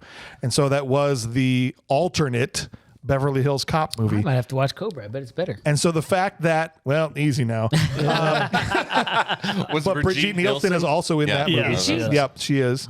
And the fact they put that poster then in Beverly Hills Cop That's 2, pretty funny. it's like very meta. Yeah. Right. So That's what but you cool, get though. when you get the Red October writing. right? We got a Cobra poster in Yeah. here. It's going to tie the whole thing together. That's pretty good. Or it didn't. It did not. And tie just the whole walk thing. up to him and look him in the eye like you're being like, yeah, screw I think you. Rosewood's Yeah. a guy I would like hanging out with. He seemed like a good He's dude. funny. And he's like, I wanted a nice, calming place or something like that. And he really succeeded in that. He's a wild dude, man. And he knew what It's- kind of music helped plants grow. It's calming and stress free, and then And he Stallone loved with turtles. the bazooka standing there too, right? Yeah. And Mozart makes all plants grow. He knows how to read And, instructions pretty well. Arsenal on the back of his bedroom door. They get a print. They get a fingerprint off of the matchbook with super glue. That was cool. Yeah, That's a super glue legit thing fumes, that yeah. people can Yeah. I do. wonder why he Which took the again, turtle out. Eddie Murphy drops a sweet pun right here. He goes, "It's a match."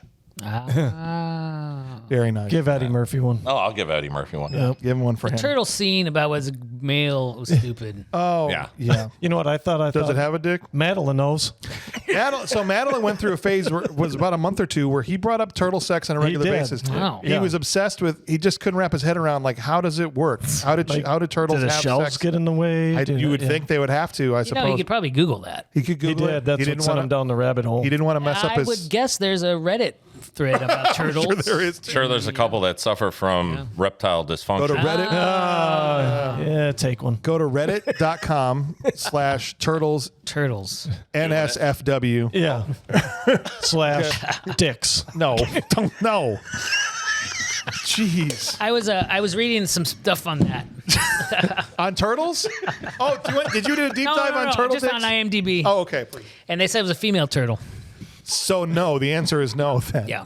Okay. This is important that we need this kind of insight, okay? they decided to take a midnight trip. We're just gonna. I think he killed Curt over there with that. Midnight trip to the gun club, you guys. Yeah, let's do it. Do it. We got to hack the alarm tape with our bubblegum wrappers. And, Bubble gum. and get inside, and that was fine. Whatever. I did And like when we that film didn't it, work. let's make sure we leave Yes. the window propped open just enough to show you that it's actually propped open. Yeah. Yes. Or door. Got to. That wasn't my problem with the scene. My problem is when they get into Chip Kane's office, and it's midnight, and light is pouring in both windows. Yeah. Okay. And Axel breaks his knife off trying to open the desk. In the drawer. I mean, In the it drawer. fell in a drawer, I'm sure. Right. It's not in there when they open it. No. But that's fine. Whatever. Collected it super fast, off camera. Fine. Yeah. But it's the conveniently placed map coordinates sitting right on top of all of the things. Here's the needle It was in the like haystack. should have had a Post-it note on it that said, "Here's the evidence, boys.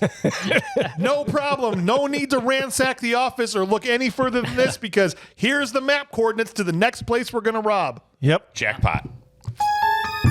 Okay? Yep. This is the okay. All right. Okay, Hunt for Red October guy, Beetlejuice guy, Batman guy. Good job, boys. Your work here is done. Let's go home.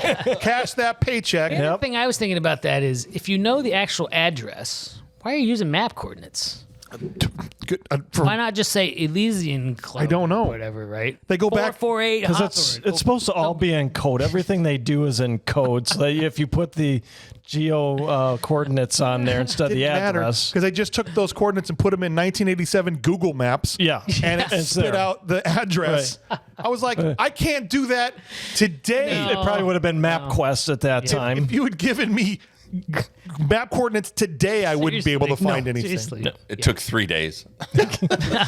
Well, we got some time to wait, guys. Let's go back to the house, swim in the Processing. pool. We'll come back in an hour. Because they're back and it's late at night.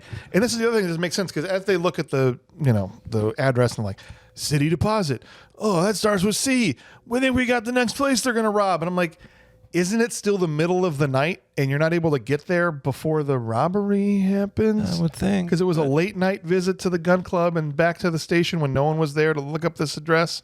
But then by the time they get to city deposit, it's too late. Yeah. Our timelines aren't really jiving here, boys. No. And Okay. LA is pretty big. I mean, they said they went to like the central police station, which I'm assuming was not in Beverly Hills. I don't know. City deposit, the alphabets. Where we go? No, is this C and D? Or is it just C? I think it's C and D. C&D. That's lazy too, by It's the way. like we don't want to because I We want to don't wanna rob do the too many. racetrack. We got to get to E quick because we only got an hour 40 on this thing. So The concept is stupid to just first of all to do alphabet robberies because what happens when you get to X and there's like two businesses that Yeah. have X Right. in it and they're just like we'll wait for them here. I What is guess. the point? Yeah. Why would you telegraph anyways? Also, there's the other side. I mean, right, I too. think in the movie there's a reason for it, which he has to explain at the end. Right. Sir, do you think we're too literal standing here at the xylophone store? We're going to be the you think- alphabet. It's like the whip in. It's like now we know exactly what you're going to do. right. Now we know every house you hit. Yeah, you could only do this as well in a large city where you have enough options of names that start right. with the alphabet you need. Like show up in Burlington with this bad boy, and you're like, Yeah. The alphabet robbers of seriously, Burlington. what would even A be here? I don't even We're know. not going to get to C before we're caught. Adrian's, you're going to get a big haul at We're going Adrian's. to get some frozen custard, Custards. Culver's, maybe. Culver's, cheese curds for days.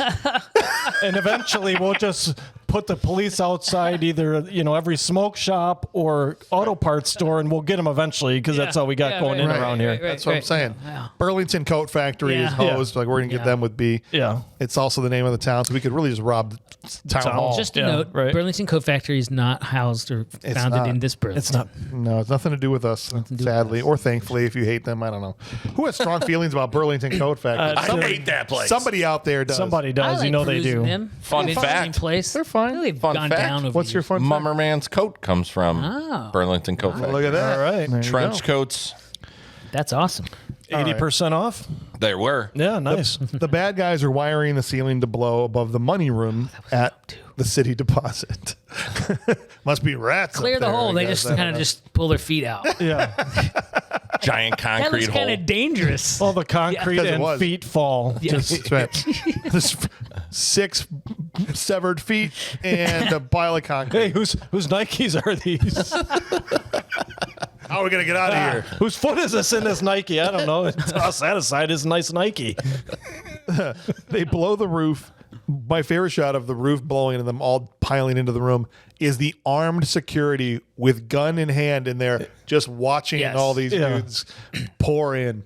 It's like they're more under shock because they're all just like, oh. Yeah, right. You mean But we yeah, might they do have a actually gun. have Start to shooting. work in a place that's dangerous, Right. so we might have to defend because there's millions and millions of dollars here. 99% of the security guard's job is standing around doing nothing. But that 1% of the time, your job is to shoot the people that are trying to steal. Rob the you. I money. think you'd be like super amped up. Today's the day I get to do Yes, something. finally. Haven't you been waiting for this? Right? Training this your for my whole whole life. My whole life. Oh, Like- I, Or since I stopped working at Burlington Coat Factory. look at the time. No, wait, is that chick 6 feet? I'm out of here. Oh no! I was just working at Adriano's Jewelry. I didn't expect this to Oh, happen. no. Yeah, they were all fine until the 6-foot blonde chick dropped through Wouldn't the that be ceiling. They're like, hilarious? oh, 6-foot blonde chick, I'm out of here. They laid the guy off because they had to close the Yeah, shop. the guy's working at the jewelry store and has to get a job at Protected. His wife That would have at been awesome if they had made that connection. Right. his The wife guy at at the home's like, door. I don't care if you got robbed. You got to go back to work. That's right. Right? Yeah. So you get whatever job you get. Go to City Deposit. Oh No, man, we I robbed get a that gun place. this time. I feel better. I feel protected. I got a gun. Oh no, I'm having PTSD. She comes in 3 minutes. They're pulling. Not her again. Oh, crap. The timing Maxine thing seemed headroom. weird too. Maxine very headroom. Then she's like, 2.5 minutes. Now, this is important because this really starts to make no sense. She screams 2.5 minutes after the first 30 seconds. Okay. Mm-hmm. The boys are rushing there, trying to get there, but Rosewood smashes up the car. Okay. Yeah. He keeps backing into everybody, crashing That into car everybody. takes a beating. It does. It's a good advertisement for the durability of Dodge Dynasty. Dodge Diplomat. Diplomats. That's Yeah. what it was. Yes. And then he gets out. And they're like, we just got to go on foot. But they're still able to get there within the 2-minute window Yeah. because she said 2.5 minutes. Then we see this happen. Yes. They get there. They're still Just inside. start jogging. Which Yeah. means he crashed up that car right next to the city deposit. Yeah, had to. Why did Taggart and Eddie Murphy just go, it's right here, dude. Like a block away. Like we just got to go down the block. just It's right passed it. here. It's right there. They get there. Sound the alarm. You guys are being robbed. I need authorization. Seriously. Pew pew. Authorized. Yeah. That was dope. The bad guys Set off the alarm. set off the alarm. They freak out. The bad guys all this made me laugh so hard. The bad guys all bail into their red armored truck with whatever cash they got. They peel out of there so fast. One of them got like He's hanging on the door. Gary's just That guy hanging on on the back door. Wait for me, We gotta get guys. Gary back in here, guys. That Stop. stuntman earned his money that Yeah, day. he did. That looked legitimately dangerous. I Yes. think maybe that was a mistake. No, and they're like, maybe. just keep, Just just like go. awesome. He's like, you're keeping that in the film. I almost died. You're not taking that out. I want more money. Hang on, Gary. Seriously. And then when they turn the corner, Give me your hand, Gary. when they turn the corner, a bunch of money just falls out onto Yeah. the road. And I'm like, whose job is it to hold the money? It's the whole reason that you were there. There was like 8 guys in there. They're all just looking at Gary. Gary was the money holder. I couldn't hold the money, you guys, because you left me hanging on the door. Thanks a lot. Maybe Dent did have a reason to want to terminate Kane.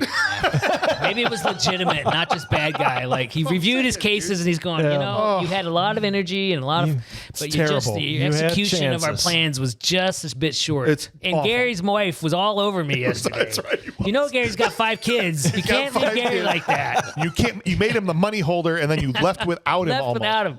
The can't whole blame point him of for this, that. Kane, is money. Why didn't Derek hold the money? I was supposed to stand by the thing. I'm sitting here with the gun. I'm right. I'm I was, a gun I was guy. protecting the back of the bus. I was trying to reach for Gary. As I knew how important it was. As stupid as all that is, the timing again is even more hilarious because this is important. The order of events. They see the armored truck, Axel and Rosewood, come up over the hill towards the gate. Yes. He turns to Rosewood and goes, "Get us some wheels." Yes. Rosewood leaves for 2.5 seconds as the thing crashes through the gate and Eddie shoots at it. 2.5 seconds later, a quarter mile down the road, here comes The cement Rosewood truck. in a cement truck. Yeah. How in the blue hell did he get so far away and get a cement truck in 2.5 seconds. You know what I laughed at? I immediately thought of Ace Ventura when he's looking for the consulate and the vehicle to get into. Right. I just pictured Rosewood like running to every driveway, just being like, can't start it. Can't start it. He didn't have Can't time. start it. He's like, I'm just going to grab the semi truck. If you get a chance, go back and watch how little time there is from the time he says get some wheels to when you see him coming down the road In a the cement frickin' truck. cement truck. Rosewood has to be a champion sprinter. He should be in Olympics, man, for as quick as he went and got that cement truck. Right, because it only is however long it took for that armored car to crash through the gate and leave. That was it. So incredible. And then a very obvious stuntman jumps into the cab with a... Like, That's not Eddie Murphy. That's not Eddie Murphy. Eddie Murphy got about 3 shades lighter for about a second and a half. 6 inches taller. 6 inches I don't think Eddie did very many of the physical things on this No, movie. a lot of A lot of stand-ins for him. Yes, every time there are a lot of shots of him running away from camera with his face away from the camera, and I'm pretty sure it wasn't him. Yeah. All right. Axel jumps in. They leave Taggart behind, and they're chasing these bad guys, having a great time, giggling their butts off about running over cop cars, and like, I know that guy. It's okay. He's a jerk, right? Fine. We crushed those squad cars. You driving with your eyes open or what? Or are you using the force? Using the force. Like Chuck said earlier, Yes. like he hits probably 6 different fire hydrants. Oh, yeah. He swerves off the road to get a fire hydrant at one point. Just to I get was waiting back for on. him to just be like, got it. 20 points. Terry fire hydrant guy is like, you are damn well going to hit that fire hydrant I put out there. Like we're back in Death Race. He gets points for fire hydrants or There's something. a city guy out there. I just just tested that today. How about when he goes down the wrong street and Rosewood Tokyo drifts this freaking cement I truck was at like, one point? no. And I don't know what that's called, the trough that the cement comes out, just goes swinging. It's just Dude, swinging he's all over. driving with a crazy look in his eyes. Oh, yeah. Okay. He loves this. It's entertaining, though. It is. It's funny No, to I thought watch. Judge Yeah. Reinhold was great in this. Yeah. He just crazy. Such a stupid. He was gun obsessed. Well, you know why it's stupid? Because they find the armored truck, okay, with a $50 bill in the back. Yeah. Okay? Yeah. Just one. Just one $50 It's the only bill. money that didn't fall out. Yeah. And tire tracks that lead to the bad guy's house or the Playboy Mansion. Playboy Mansion, yeah. Which means they went straight from the armored car to the Playboy Mansion for a party.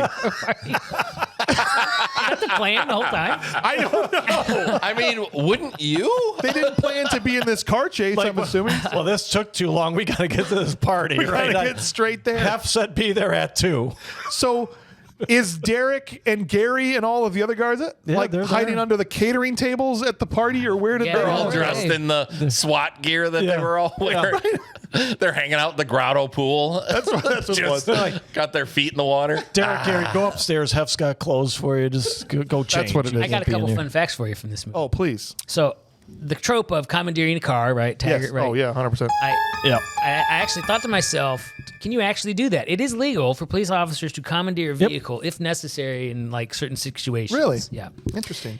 The other question I had, well, this came up in IMDb, was it's the first time Playboy Mansion had ever been in a movie. Ever? Really? Yeah. I had no idea that was the case. Yeah. Surprise. I thought it was a stand-in for it. I assumed it was a stand-in for it, but then when Hugh Hefner showed up, Yep. I was like, oh, this must be the actual Playboy Mansion. Right. Yep. It was crazy. Well, and they were using the logo a lot, so I'm like, either they paid for it Yes. or he got. Oh, right, because at one point he was looking through one of the magazines. Yeah, so unless they were like, hey, we're put you in the movie, can we just use the Playboy logo all That the was time? Paul You're good with that? Reiser's Yeah. go-to 'cause read. he was reading it. Yep. magazines. Interesting. How about this? How about a pre-Saturday Night Live Chris Rock appearance? Yeah. Oh, so good. Yes, That was before I he liked was it. even on SNL, right? Yep. Yep. He's a parking attendant I at the think Playboy that was his Mansion. first film appearance. It had to have been. It had to have been. I get 'Cause $10 he for was cars. He's I real get young. $20 for trucks or whatever he said, right?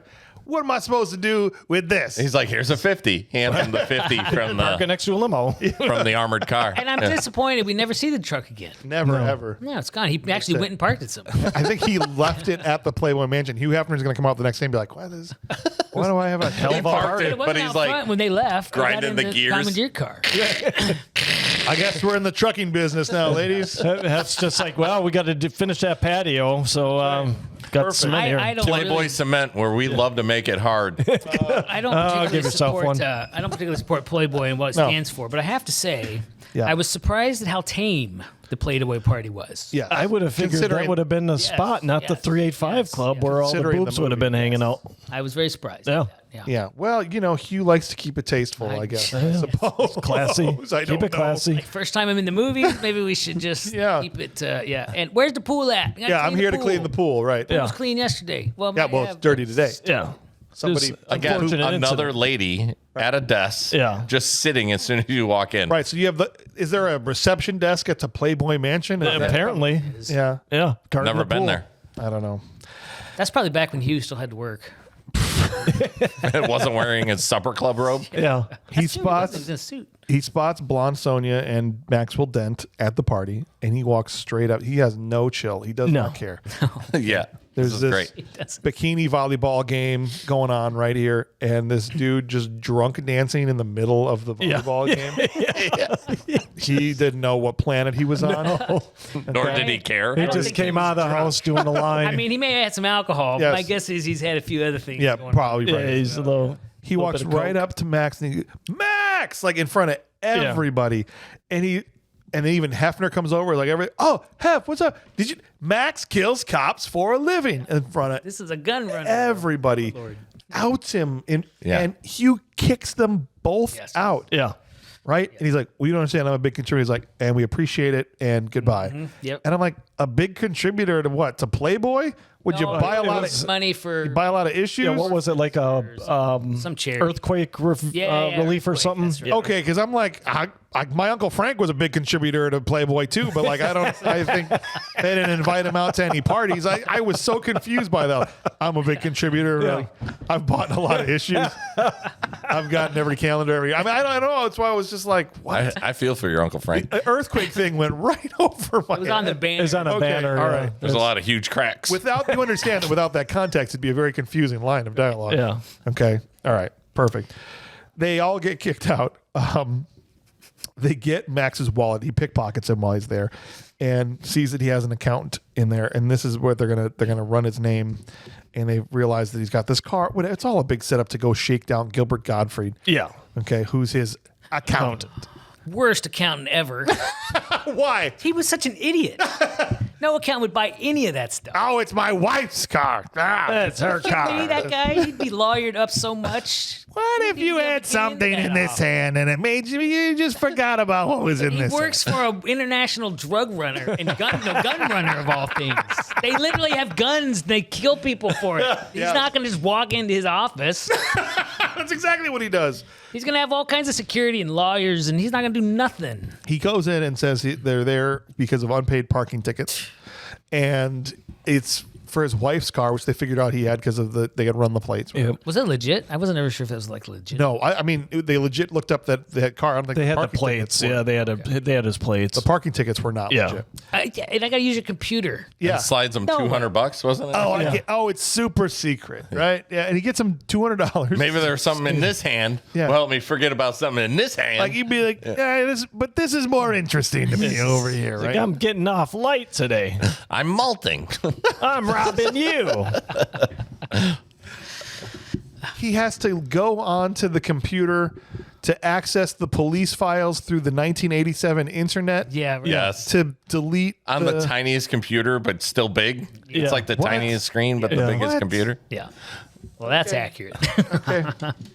Cool. No. Cool. He finds out in there about the oil company and all the stuff that like through the records Yeah. that he looks up in the guy's thing. Then they call Jan, who has the evidence in her hand. This is what you were talking about earlier. Yes, Yep. what we were Yeah. talking about earlier. Yeah. Oh yeah. Well, She immediately has it. Instantly. he lapsed all of his insurance except for the racetrack, which means he's going to rob his own racetrack. What's it called? Racetrack. Yeah. I don't know what it was, Begins with an E, Elysium or whatever. something. Yeah. If he- It was F-Flack. F-Flack. whatever. He's like, all right, hold on. I got to get off parkingevidence.com here to go over to the Parking evidence. to go over to the racetrack website from 1987 to look this up. It's so stupid. None of it makes sense. Even the tiniest amount of scrutiny, and it all falls apart. They didn't have .net yet. Nothing. No. Nothing. No. They break. Just thinking of the dial-up tone. Cut to Brigitte Nielsen and the crew is getting ready to break into the racetrack. Yeah. And again, why is she? Is she the only one that can count backwards? Is that she's the only one that go 3 minutes, 2 minutes? She's the timekeeper. is That's her the leader, only you know? job. She stands there with a gun. She never does anything. Occasionally will shoot at it, her watch. but then she counts down the time. That's it. Derek can do that. Okay, get Gary. He's not going to want to be the door guy again. Gary's arm's broken, but he can put a watch on the other one. Don't have to have the 6 foot recognizable blonde be the countdown queen at every time you want to go rob a place. Well, again, how noisy is their job to like break Right. things? And she's just like 2 minutes. And then Like you think everybody was hearing her? everybody else leaves and they all mask them, but then she's still going to hang out at the racetrack she's gonna afterwards. go watch the ponies. And change. Right? She had to put on a whole full skirt and So Yeah. when the Hat. when the grandma from the counting room sees her walking through the concourse later, she's going to be like, "Oh my gosh, that's her."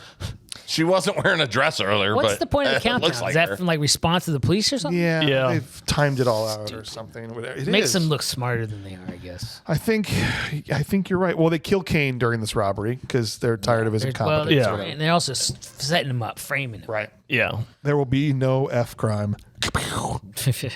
This is what Lutz says. Remember, he's on the steps after the robbery, and he talks to the press, even like they're children, Yes, right? he does.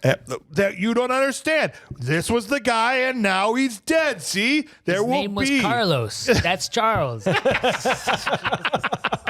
He will be. There will be no F crime. All the Fuddruckers in town were like, "Oh, thank God." You know, I like Federico. like the companies? that's what I'm saying. There's no F. The Fuddruckers were getting nervous, man. Yeah, they were they're like, like, "We're oh, getting to E." Dang. We're like, "Oh no, E. dude." Fuddruckers is good. Any F businesses in Burlington? Do we? Fred's. Firestone. Fred's. Firestone. Yeah. Which one would be better to rob? Fred's. Fred's. Yeah. Steal a burger.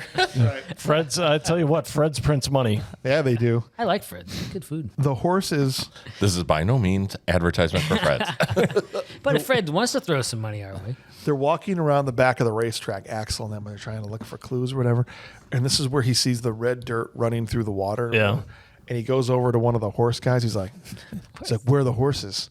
Oh, they're grazing right there in the oil field. That's right next door to the racetrack. Yeah.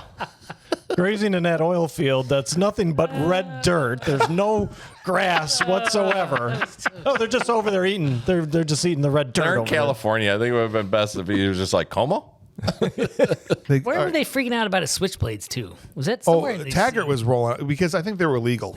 Yeah. All right, but Switchblades Switchblades was were- dumb, but that was Yeah. that was. Oh, Yeah, you still- Rosewood you still had have one. Rosewood Yeah. had I one. forgot to bring it. Had I a was big gonna bring one. it today. Yeah, no, you got a I got collection a of collection knives. I'm the knife guy. And Yeah. That the whole. That's why Rosewood's your favorite I character. was. He's awesome. Nice guy, likes plants, Yeah. uses knives. Wants to stab somebody. Absolutely.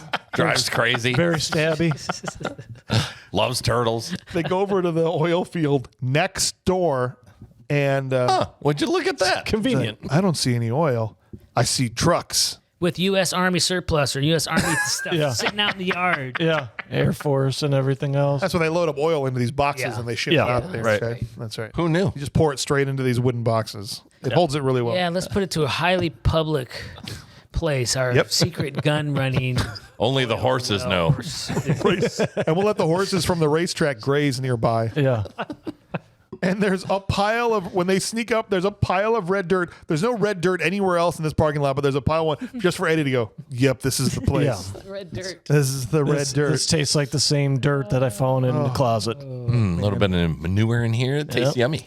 Billy is Rambo. He loads up like out of his trunk like Yeah. this crazy arsenal. Yeah. Taggart's job in the movie is just to complain about everything Rosewood does. That's right. Taggart is like, oh, well, geez, man. Oh, yeah. He's just having fun, man. Let the kid have fun. He's been dreaming about this ever since he watched Cobra for the 100th time. Yeah, you put on a trench coat, grab a couple of shotguns. That's what I'm saying, man. I'm your worst nightmare. Like, let him do little lines. Wouldn't that have been great? Whatever, dude. It was been awesome.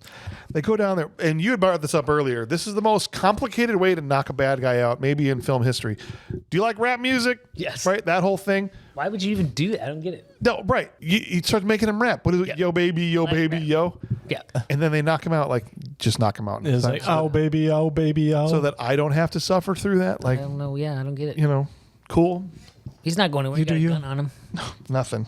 They get up behind this building. You see the Thamolopoulos guy in there, and you got, the blonde and Max, and you're looking through the window and like, all right, I'm going to sneak around the front. But Axel gets caught. Yeah, just like a hand comes in. He's like looking through a window, and you see a hand come in with a gun. You think he's going to get right marched to his in, but temple. just at that time, Rosewood's trying to break in the window using the alarm tape trick. Yes. Yeah, the bubblegum trick. But fails. Yeah. And the alarm goes off, but that provides enough distraction for Axel to get away from his captor. And now this gunfight starts. Good gunfight. Yeah. I enjoyed the gunfight. Yeah. That was good. 30 versus 3. Yeah, seriously. Yeah, they got it. Yes. Professional hitmen, killers, store robbers, and arms dealers. Rosewood's hip firing shotguns. Bro, that was so awkward. The only awkward shot was one time he's trying to stand up with 2 shotguns. Yeah.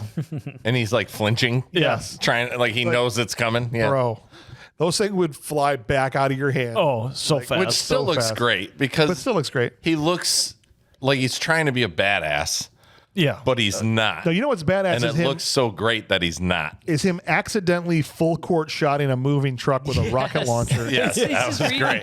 He's just reading the instructions, but he's got such a look on his face, like a little boy playing with the toy. He's like, Extend. "This is so neat." Which is when Taggart and them were like looking through what the material was that was going in the trucks, and he's like, "Here, why don't you add this to your arsenal?" and he totally And he takes does. it. He's like, "All right, yeah, that's a good idea." It's a rocket in his pocket. Not only that he gets the rocket, but he gets the launcher too. I think He's like, Dr. okay. Seuss wrote that book. I got a rocket in my pocket. Yeah. Oh my gosh. They're gunfighting back and forth. Boom, boom, boom. Axel sneaks around with a grenade and blows up a truck on the other side of the building. Yep. And then they just all surrender. Yeah. Yeah, it's really weird.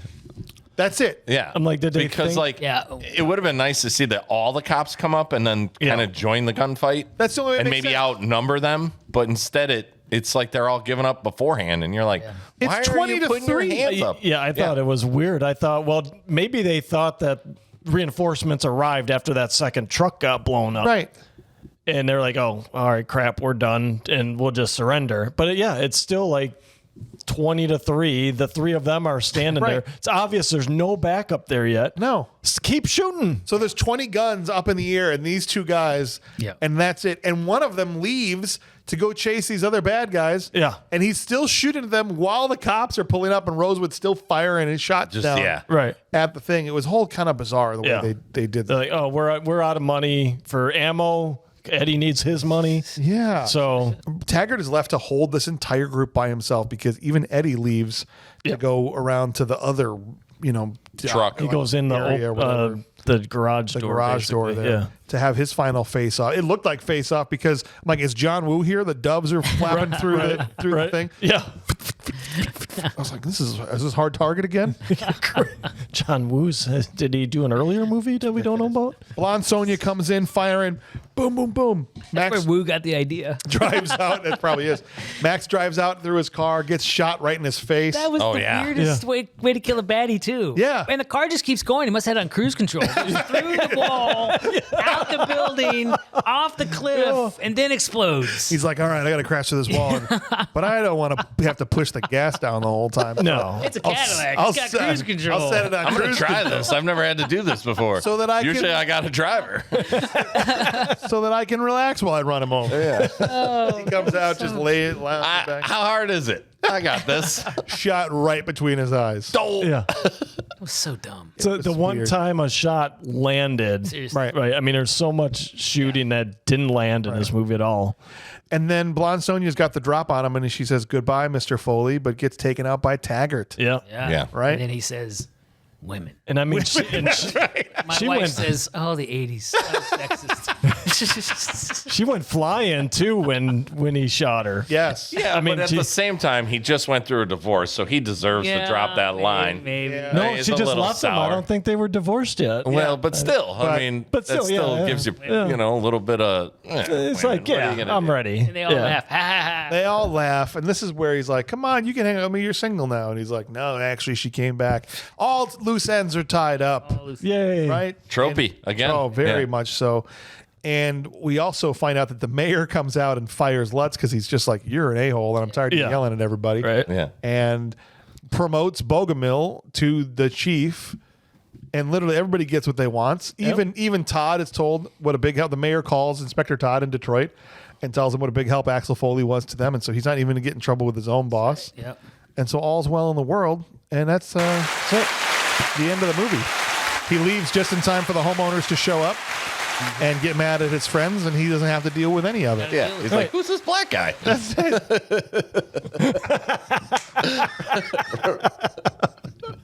All right, it's time. But before we get into awards, we have to do our best to try and improve this movie. Yeah. And there's only one way that I know to do that, and that's to see where we could put Arnold Schwarzenegger into Beverly Hills Cop 2. Considering he was in everything in the 80s, why not put him in this also? Why not?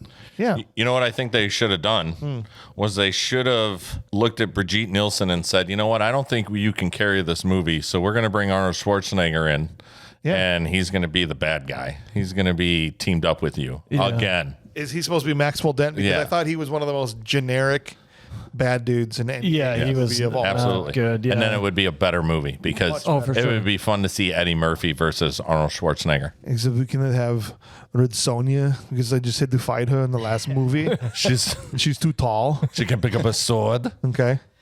So we have to find somebody else. I'm sorry. I'm sorry, but I'm going to have to take your role again and help you with this movie. You only put Arnold in that role, though, if you don't shoot him in the face through a car. He's that's not what getting I'm shot in the face. It's got to end a different way than that. But you can't have Eddie Murphy fist fighting Arnold No. Schwarzenegger. Well, you That shoot doesn't- him, but just not in the car. It's not in the car. What I'm if he- driving for you. Here I come. Hold on, let me put on cruise control. That'd be bad, yeah. What if you had him as Eddie Murphy's boss in Detroit? Yeah. Inspector Todd, yeah. Listen, don't think. It makes my dick itch. No, what about as Rosewood? Oh, See, yeah. that'd be- Rose He's Those like- my plants. I'm very sensitive, and I like my plants, and I like this is my little turtle. This is my little turtle. We talk and we You sing. could yell, it's not song. a girl, it's not a boy turtle. Yes, but he's into Stallone movies. Yeah. But then at the end, he goes full Schwarzenegger because he gets his chance to finally like put Yeah. that would be perfect. Yes. He That's puts the on, perfect place He to puts put on the Terminator sunglasses when right. he gets the dual shotguns out. Right. Yeah. And the trench coat. And the trench that'd be coat. great. Yeah. He's just still a terrible I driver. like him as Rosewood. Let's put him That's there. a good idea Yeah. too. Rosewood's Let's good. see what the patrons had to say. Micah, who says, "I'm so excited. This is my first time emailing and Micah. presenting awards." Nice. Hey, Micah. Nice, Welcome, man. Micah. The car used in the drive-by, just as a quick note, on Bogomil was a third-gen Camaro, which later became a second-gen Camaro when they attempted to kill Axel Foley outside the club. Oh, they changed Camaros? They changed Camaros out. How about that? You know, we didn't mention too. Somehow their Dodge Diplomat got repaired later in the movie. Oh, It was the same car, same Oh. exact plate and everything on it. Interesting. jeez. Yeah. Micah says, it would have been better if they put Arnold in as Billy Rosewood. All right. There you go. He's already halfway to being one of these characters anyway. Plus, you can imagine him taking care of plants in a pet store. Yeah, we were just talking about that, Micah. For sure. Brian Bailey said, make him Brigitte Nielsen's Carla Fry. Would love to see him bent over in a skirt. Whoa. With Axel asking how long did it take to shave those legs. Takes forever because there's lots of nooks and crannies. And then go offers him grooming Look at services. these legs. I have to use a weed whacker. You The have big to. muscles. Because of the Suggestion would not have come up in 87. the cure of my muscles. Yeah, no, you're right. Not at all. Andy P-Jax comes in and says, Arnold, casting is tough. You can't replace the three leads. However, have Arnold as Carla. He already says, get down in enough movies. Yeah. That just said, eat the floor. Oh, yeah. I was Yeah. going to mention how dumb Eat the Floor was. Is this supposed to be eat the floor? He typed it out, I think. If not, they're just have him the crazy dancer by the volleyball net. Arnold has not danced yet. Let's be awesome. Is that Arnold Schwarzenegger? That would be pretty good. Hello. Good. This is a great game. It's game's 15-16. Jason, Set me up. I need to spike. hey, congratulations, Nordy. Sorry I'm late with my awards, but my partner and I just found out we're having our second baby, and we're getting a lot of stuff ready. Congrats, man. Nice. That's good. So we'll have another set of ears for the pod. And Bob, for the love of God, please keep it PG. Anyway, my awards are: I would take out Brigitte Nielsen and put in Arnie. Have no problem with her in the movie. I just think her character is perfect for him, and he would have made the robbery scenes way better, right? Yeah. Except he can't count. So 2 minutes. I think it's two. Somebody else. I'll be the door guy. You It take might the be clock. 4. That's right. Gary, you're on count. Andy Sparks. Picture the opening scene, but instead of Brigitte, see, everyone's going this way. Yeah. Her toned legs, you get Arnold's massive tree trunk sticking out of the car. It's a perfect role swap. Arnie already has jewelry heist experience. Put him in a skirt bending over at the shooting range. Count me in. Last but certainly not least, you'd have to give Arnold say, "Kiss the floor. What are you doing? Get down!" And the classic, "Goodbye, Mr. Foley." It also makes Arnold or Axel's joke in the gun club of, oh yeah, that was when he said, "Damn, that's a big bitch." Yeah. Even funnier. I forgot about that. That might have been one of the 2 or 3 times I actually laughed. Just the way he said it. Jack Dean says, replace Arnold. Wait, no, not replace Arnold. Replace Paul Reiser's character with Arnold. I want to see him rip out the seat of that Ferrari like he did in Commando, so he could actually fit in the car and then hear Inspector Todd yelling about it when telling Axel that the car got wrecked. Yeah. Oh, that's right. We forgot to even mention that Paul Reiser. Paul Reiser wrecked it. They didn't show him getting wrecked. Did they? No, they just showed him in a leg cast. Yeah. That was dumb. They showed him a leg cast, and then they probably couldn't afford to crash the Ferrari. No. And then they showed him riding around with a couple of chicks at one point. And that was really it. I skipped over it because it was like meaningless as far as the plot goes. All right, guys. I think we've proven yet again that this is just another movie that Arnold can make better, but it's time to give some actual awards. And so we'll start off with our most prestigious award we give out. It's the Will Patton Award for Intensity. You want a war? I'll give you a war! I don't want them to gain another yard. You blitz all night! And if they cross the line of scrimmage, I'm gonna take every last one of you out. You make sure They remember forever the night they played the Titans. All right. What are you doing with a gun in space? That's time, guys. Now, Chuck, you might not realize this, but you're in the hot seat now. So as soon as we come around this way, you're going to have to go second, essentially. So hope you got your picks ready. I'm ready. All right, cool. So Micah, kicking us off, says, I think it should go to Gilbert Hill, Inspector Todd. Even though most of his lines were him yelling, I still felt he took what was given and made the most of his screen time. All right, so that's one vote for Gilbert Hill as we go over to Chuck. Will Patton? Yeah. I know this is obvious, but I'm going to go with it. I think you got to put Eddie there. He totally goes for it in this movie. Oh, sure. He makes the movie. I know it's a dumb pick. Why is it I don't dumb? know who else is that intense in this whole film. Yeah, intensity, there's not a lot in this movie for sure. No. I don't think that's a bad pick, though. I think it's got to be him. I think he's going to be in the running as we go through here. Let's see. We got Brian Bailey, and he says, Harold Lutz, the guy, blood pressure has to be through the roof. Damn near had an aneurysm. He played the angry police chief better than Gilbert Hill. I don't agree with. And Are you sure that's about hard. that? Respect your take, Brian, but respectfully disagree. Yeah. Mueller. Not so sure about that. My pick is for was it Gilbert Hill? I mean, he went for it. He was. You think about '80s tropey '80s yelling police commanders, right? In this movie, we had 2 options really. Yeah. Lutz was terrible.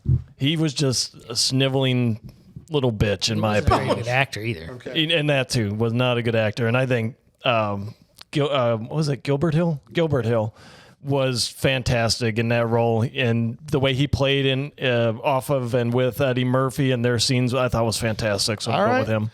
Fair enough. Andy P-Jax comes in and says, I'm going to give this to John Ashton as Taggart. There is one other character this could go to. He will be honored later. He had a pre-Danny Glover, too old for this vibe. Pissed at Foley for stealing a house, wanting revenge to honor Bogomil, and just pissed off dealing with a divorce. Billy or Lutz, Taggart just wants everyone to leave him alone and make things right. So that's his first vote for John Ashton. So right now, before we go over to Curt here, we only have one person that has 2 votes, and that's Gilbert Hill. So it's still anybody's game, Mummer. It's Itchy Dick Hill.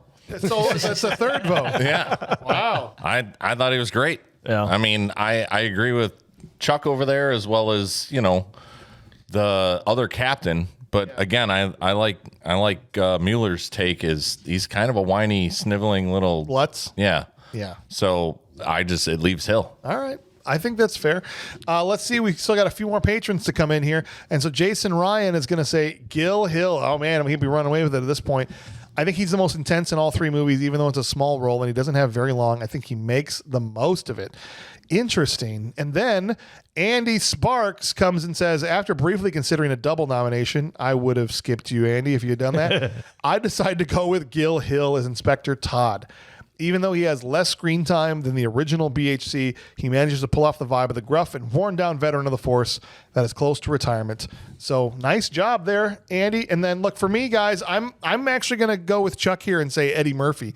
I thought there was some time when he was having to sell the cop thing. Yeah. Like, why can't I check it? I mean, he was all in. I know it was dumb, like the explosive thing, but even that I think was done with a certain amount of intensity. And I thought he really, the movie rests on his shoulders completely, and he carried the lion's share of it in this one. So that's my vote. I don't think that's a bad pick either. I think it's a good one. Jack Dean comes in and says, though, putting a bow on this one, Gilbert Hill as Inspector Todd. Everybody who plays a high-ranking police officer should strive to be as intense as Gilbert Hill is in these movies, which means with not it close at all, Gilbert Hill is going to win. And congratulations to him. Good job, Gilbert. The Will Patton Award for intensity. I love it. Now, he went on to become a Detroit City Councilman, and I believe he ran for mayor but lost. he lost in Detroit? Yeah. Wow, you'd think that would be a shoo-in. Right? Yeah. Okay, well, fair enough.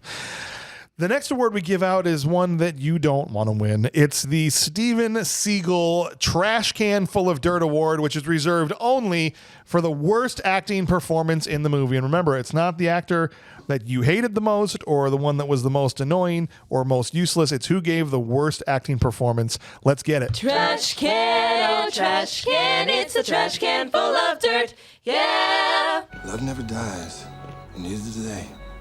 Love is eternal, and that's a long time. All right. You missed that, didn't you? Don't tell me you That's so did. terrible. Oh, man. Micah said, I personally struggled with this pick. I wanted to give the gunman in the Camaros or the stripper in the club, but ultimately I'll be giving this award to Brigitte Nielsen. Oh. I didn't think she conveyed much authority during the heist scenes, nor did I believe her performance as the second in command to the bad guy. So, Chuck, what are you feeling for the trash can? All right, this one's a little bit hard for me. Yeah. I think I'm going to go with the mayor. He wasn't good. He was not a good actor. No. He was really, really bad actor. Dang it. I forgot about it. Now I got to think about this now because I had my mind made up. I didn't like Lutz. He was my second, but the mayor was really bad actor. Or the daughter, she was bad too. Well, guys, good job. Yeah, I'm the mayor of this town, and I think you're all great. Hoorah. Hoorah. Right. That's rough. Rough stuff. All right. Well, let's see what Brian Bailey had to say. Hard choice between Brigitte Nielsen or Alice Adair as Jan, but I'll have to go with Alice. Wooden trash can would have shown more emotion in the hospital or when she was about to shoot Axel. So that's a vote. So, wow, we got one for the mayor, one for Jan, and one for Brigitte. So, again, anyone's game, Mueller. Yeah, this was tough. I had my mind made up pretty much from the opening scene. Yeah. Or at least, the thought I did anyway, when Brigitte Nielsen showed up and all she was doing was counting down, right? And then Jan shows up. Jan enters the chat. And I think what sealed it for me, because I'm going to go with her, what was her name? Alice Adair. Yeah. Is just her crying scene at the hospital. I'm like, that is so bad. That was awful. You're going to seal it here. Even though Lutz is terrible, the mayor was terrible. I'm like, nope, it's got to be Jan. All right. Our respectable take there. Andy P-Jack says this normally goes to this goes to the normally great Dean Stockwell as Chip Kane. He should have quantum leaped out of this movie for a better part. His character should have been shown as weaker or nervous. He just looked bored and confused and just wanted a paycheck for a car. Yeah, not great from the usually great Dean Stockwell. Either, yeah. Mummer. Going with the daughter. Yeah. She was awful. It's terrible. You and Mueller so bad. so far lockstep. As soon as she came on, I was like, what? Like, and they kind of made a nod to her right away. Like, there's a moment where Eddie's talking to somebody, and he goes, "Yeah, his daughter is blah blah blah," and then all of a sudden, like, she shows up, and I'm like, "Is that his daughter?" Yeah. And then you're like, I don't even feel sad for her. Like, I thought, I didn't know who she Like, it was was- at first. yeah, I thought maybe his wife. Like, it and I'm wasn't she seems clear. kind of young. Yeah. I think I told my wife this. I said, "Is that his wife?" I said, "But I think he's too young." And then I said, "Well, back in the '80s, people looked a lot older than they were." really did. I said, "He's Yeah. probably like 40." He's 36. Just like 30 something. It was like she was line reading. It just it didn't work. No, it was rough. It was rough. All right, well, let's see what Jason Ryan had to say. He went Brian O'Connor for Biddle. I never got why he was in the movie for me. yeah. He was Lutz's lackey, right? Yeah. Didn't do anything funny or have any memorable lines, and even take him out of the movie doesn't change. I didn't even know who he was talking about. Yeah, he was terrible. He was terrible too. Though. Another good pick here, man. Yeah. Oh, geez. I'm starting to wonder. Andy Sparks comes in and says, Anlin Garfield as Chief Lutz. His role is supposed to mirror Ronnie Cox from the first movie as a foil to Axel. However, he can't act his way out of a wet paper bag. And as such, his take ultimately does not contribute anything to the story. Yeah, look, I thought about going with Dean Stockwell because it was real rough for him. I thought about going with some other people, but Jan is so bad in this. Terrible. I can't overlook. And I feel like we, on a run here, have given it to actresses a lot over actors. But I genuinely am just always trying to go with who was the worst one. Yeah. And she's bad. In I this. mean, but there's so many other female like actors that could have pulled that off, Right. I mean, And- especially in the '80s. And that she was worse than Brigitte Nielsen in this movie is Right. Wow.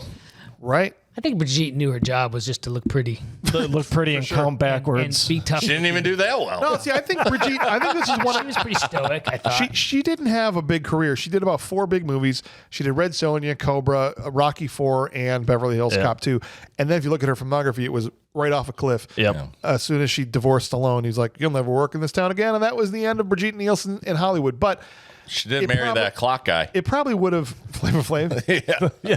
It probably would have ended for her anyway because she's not a great actress. No. But the 2 movies where it actually worked, I felt like were this one where she's had to stand there and look angry, and Rocky IV where she's just the Russian's wife. Yeah. But both movies where she was a good guy in Cobra and Red Sonja, it was like No, thanks. no. She's yeah. got presence about her. she does have a presence. Yeah, she has a very tall career.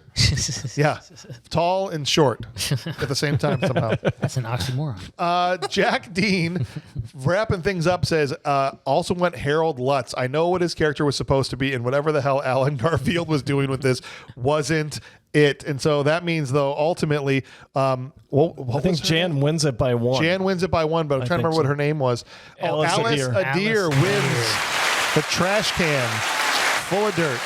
Congratulations, Alice. That's right. Man, oh man. All right, you guys. Exciting moment here. We are changing an award. And some of you might be like, well, we're doing that. We just changed it before 3 episodes ago. We made a choice for a little bit to split the Steve James Unsung Hero Award into Best Supporting Actor, and the Unsung Hero Award was for someone that's in one scene that did a great job, because we still want to give props to people that don't get a lot of props and little screen time, right? Sure. But even after doing it for 4 episodes, we did it for Action Jackson, we did it for Immortals, and we did it for GMR. Twilight, Yeah. and then we did it on Speed in GMR. And even after doing 4, I'm like, I can't keep doing this. Like, not only is our show length getting out of control, but I don't like splitting it into the 2 awards. So we have decided to get rid of the Supporting Actor Award and only award for someone that was in one scene in the movie, somebody that did a lot with a little bit of screen time. I think that's the more appropriate award to give out. Otherwise, it gets really redundant. Yep. We're talking about the same people a lot over and over again. And we're also retiring the name of Steve James as far as being on an award. And so nothing against him. We love Steve James. We loved him in the American Ninja movies, but he's not really a one scene guy, right? He's not. Oh, he's a good sidekick. He's almost He's had makes some a of the movies. luxurious career. Yeah. Right. So, and we decided to name this new award after Bixby Snyder is the new guy we named this after. He's known as the "I'll buy that for $1" guy from RoboCop. Perfectly named. Perfect. Sure. Yeah. One thing in a movie, and it was awesome. Yeah. and been people known remember that forever. Right. That's right. So from here on out, it's going to be the Bixby Snyder One Scene Wonder Award, All right. which is a whole lot of fun. That's And fun so, to say. Yeah. Yeah. I will, and it depends on a case by case basis. I might let you pick someone that was in 2 scenes if it was like, if they're very, very slim small pickings. amount of time, right? You know what I'm saying? But like really want to try and keep it to someone that was in there one time, had one shot to make an impression, and they did their thing. Yep. All right, you guys ready for our new Bixby Snyder One Scene Wonder Award? Yeah. Oh no! It's boiling acid! I'd buy that for $1. Okay, USA. Paper! Have you ever seen paper? Maniac has responded with a scornful remark. Prepare to die, Powers! So he hid it. In one place he knew he could hide something, his ass. All right. Wow. Yeah. I love that you got the water roll code in there. That's right. Paper. That dude was in that one scene. He's in that one Right? scene. Yes. Yeah. All those people were in one scene in that movie. Even Chris Walken in Pulp Fiction with the Yep. watch monologue was the only scene in that flick. It's the other was a Maniac has responded with a scornful remark, which was from Demolition Man. Yep. Love that guy. So the Discordians helped me amass these quotes. We were in Discord yesterday talking about, all right, what are some iconic quotes from people? That's why we had the boiling acid line. Yep. Because that's a one scene thing. And so a bunch of the guys came in together and helped me do that. So thank you guys on the Discord for helping me put that together. Yeah, that was great. But that will be the new award going forward. Sweet. All right. So let's see what the patrons had to say. And so Micah said, I'm going to go with Gilbert Gottfried. There's not really much more to elaborate on. It's self-explanatory. So he's going with the one scene that Gilbert was in as the accountant. Maybe you don't know what that's in this scene. I don't know. Who was your one scene wonder? Hugh Hefner. Because I literally bought that he has told some gun runners and cop killers to leave Playboy Mansion. I legit thought he nailed it. Nice. He just Sure. came in and did his thing, he and was he's good. like, he's done this several times at Yes. Playboy Mansion over the years. Because you got to remember, he is still like the CEO of a company, right? Yep. So he's probably had to tell lots of people Yeah. to get out. Yep. How many people do you think he's kicked out of the Playboy Mansion? Quite a Probably few. a lot, I'm guessing. Or told someone to do it. Or done that. Yes, right. Exactly. I love that. All right. Brian Bailey came in and said he's giving it to Todd Suzman as the foreman. I believe he was truly pissed that he wasn't invited to the meeting about the changes and that someone would want to live in a donut. That's legit. That's legit. That guy did play that scene well.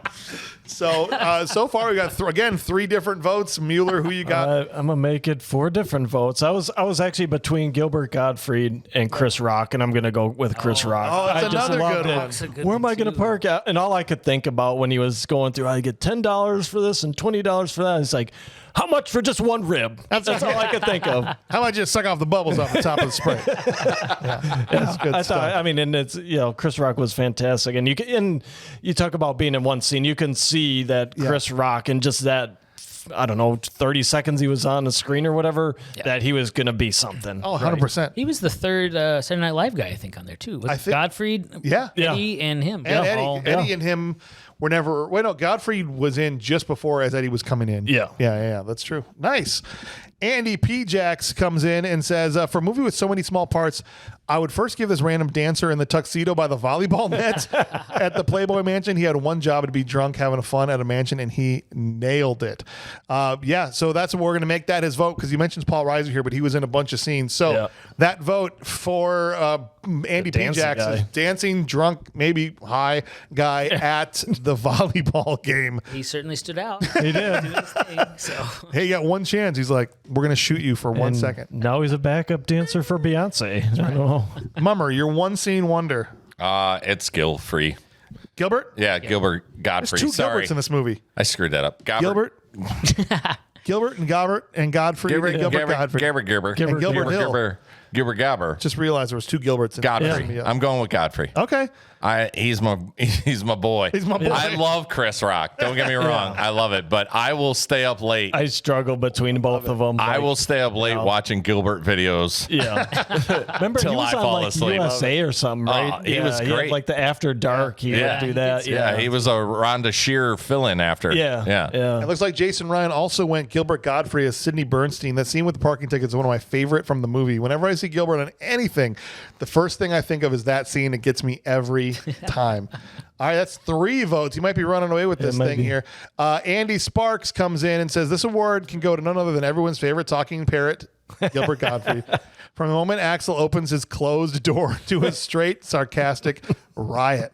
Love it. I was actually, from the time we started, I was going with volleyball dancing guy. Yeah, nice. So I'm also, I mean, at this point, I think he's got 4 votes, so it doesn't matter. But my second vote, he's going to get second place. Nice. Volleyball dancing guy. We'll see what Jack Dean does here. Jack Dean Memorial Awards. Gilbert Gottfried as Sidney Bernstein. I think this one scene is hilarious, and I quote it all the time. The fact that most of this scene was just improvised by Gottfried and Eddie makes it even funnier. That means that Gilbert Gottfried is going to win the first ever Bixby Snyder One Scene Wonder Award. Nice. Yes. Good for old Gilbert. That's right. I think he Couldn't go to anybody better. died a couple years ago. He did, recently, All right, guys, so it's time. We have kicked the tires on this thing and pulled it apart, and we have to now land the plane and decide whether we think this movie deserves the rating of a bad movie. But perhaps it's a bad movie we enjoyed, bad movie that rules, or it could be a straight up good movie. It's good objectively, and we loved it. There's all kinds of options here, and we'll start with Micah and see what he says. He says, let's see, let me get down here. I grew up watching this movie, so I struggled with keeping my nostalgia out of my final rating. I ended up watching this twice because of this, and after both viewings, I felt the overall story was a little rinse and repeat from the first movie. Thus, I would have to say this is a bad movie that rules for me. Love it, Micah, and hey, good job on your first time doing awards, dude. Yeah. We appreciate you. Chuck? Your final thoughts. All right, so I was thinking about this movie. Here's my major take. Yeah. I think the problem with this movie for me is Eddie Murphy's like playing it up here. Yeah. And the rest of them are way down here. It's like he's in a different film. 100%. 2 different comedic kind of films are going on here. And it doesn't gel for me. There were parts where I laughed out loud with Eddie's stuff. Yes. And Judge Reinhardt. I mean, there's characters in there that are really good. I even think the storyline's not terrible. The idea of him framing with the ABCs, it's a little bit... It's a little bit interesting, but I guess it's a bad movie because it wasn't. There was parts where I was bored too. Yeah, and I'm like, I just don't think it doesn't. The sum isn't equal to its parts. Okay, and mostly it's because Eddie's in a different film. It was. That's it for me. Bad movie. Okay, cool, great take. So straight up bad and bad. Movie. Got it. Okay, Brian Bailey comes in and says, "Look." I loved it when it came out, but it is a cliche for a buddy cop movie of the 80s, and Murphy's dialogue was just him saying everything, hoping it fit. It's a bad movie. That rules. I'll always have a soft spot in my heart for the 80s action film. So 2 BMRs, 1 bad, full stop. Mueller, you've got the I'm floor. up, huh? Yeah. So as I usually do, I watched this twice. And after my first viewing, I'm like, is this a good movie? I mean, it's like a 6.6 on IMDb. The audience score wasn't too far off of Fresh, but then I started thinking about, the villain was just basically non-existent in this movie. Didn't have a strong villain. You mentioned it several times during the episode. The police work was shoddy at best, and they just found out what they needed to find out when they needed to find it out.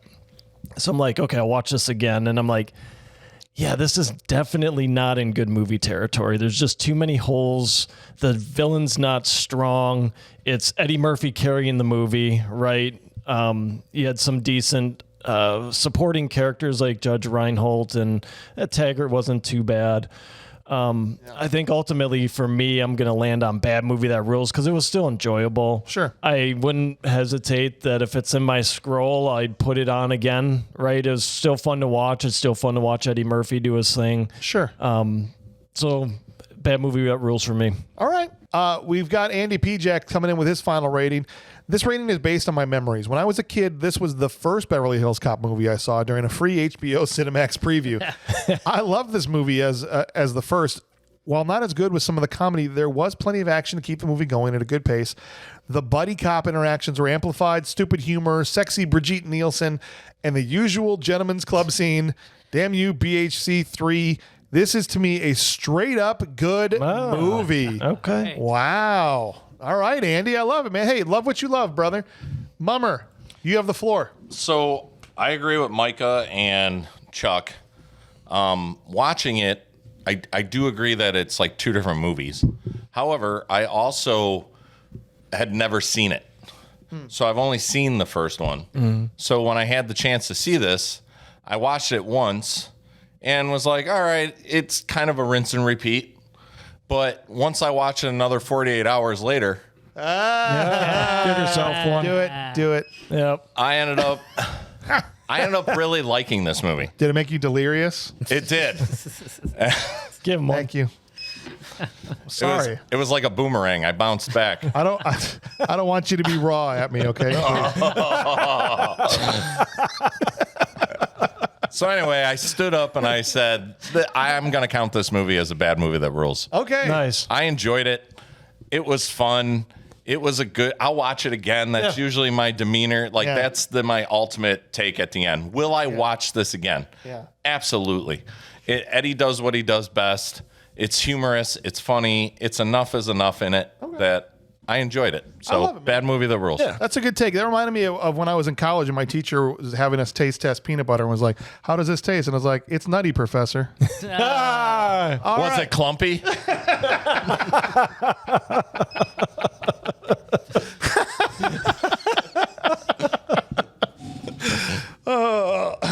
It's almost as bad as that time I went through a haunted mansion. That's right. Oh, that was. There you go. That's rough, dude. That's crazy. Oof. All right. Where the heck are we? We are Jason Ryan. It says, this is a good movie. I have seen all the Beverly Hills Cop movies too many times. I could give these awards without having to watch the movie. I love them. Watching these got me into more favorites like Lethal Weapon and Die Hard. These are my favorite Eddie Murphy films. My uncle introduced me to them, and I can't wait to put them on for my kids in the future. Thanks, James, for letting me do this movie. It really meant a lot to me, and I can't wait until you cover the others. Hope the Patreon push works out. People don't know what they're missing out there. Over. Much love from Ireland. Jason from across the pond. Thank you, brother. Huh? When are you coming to America? Oh. I did the most puns I've heard in 16 months. 18 months. Welcome back, Chuck. Man, it's like a lifetime.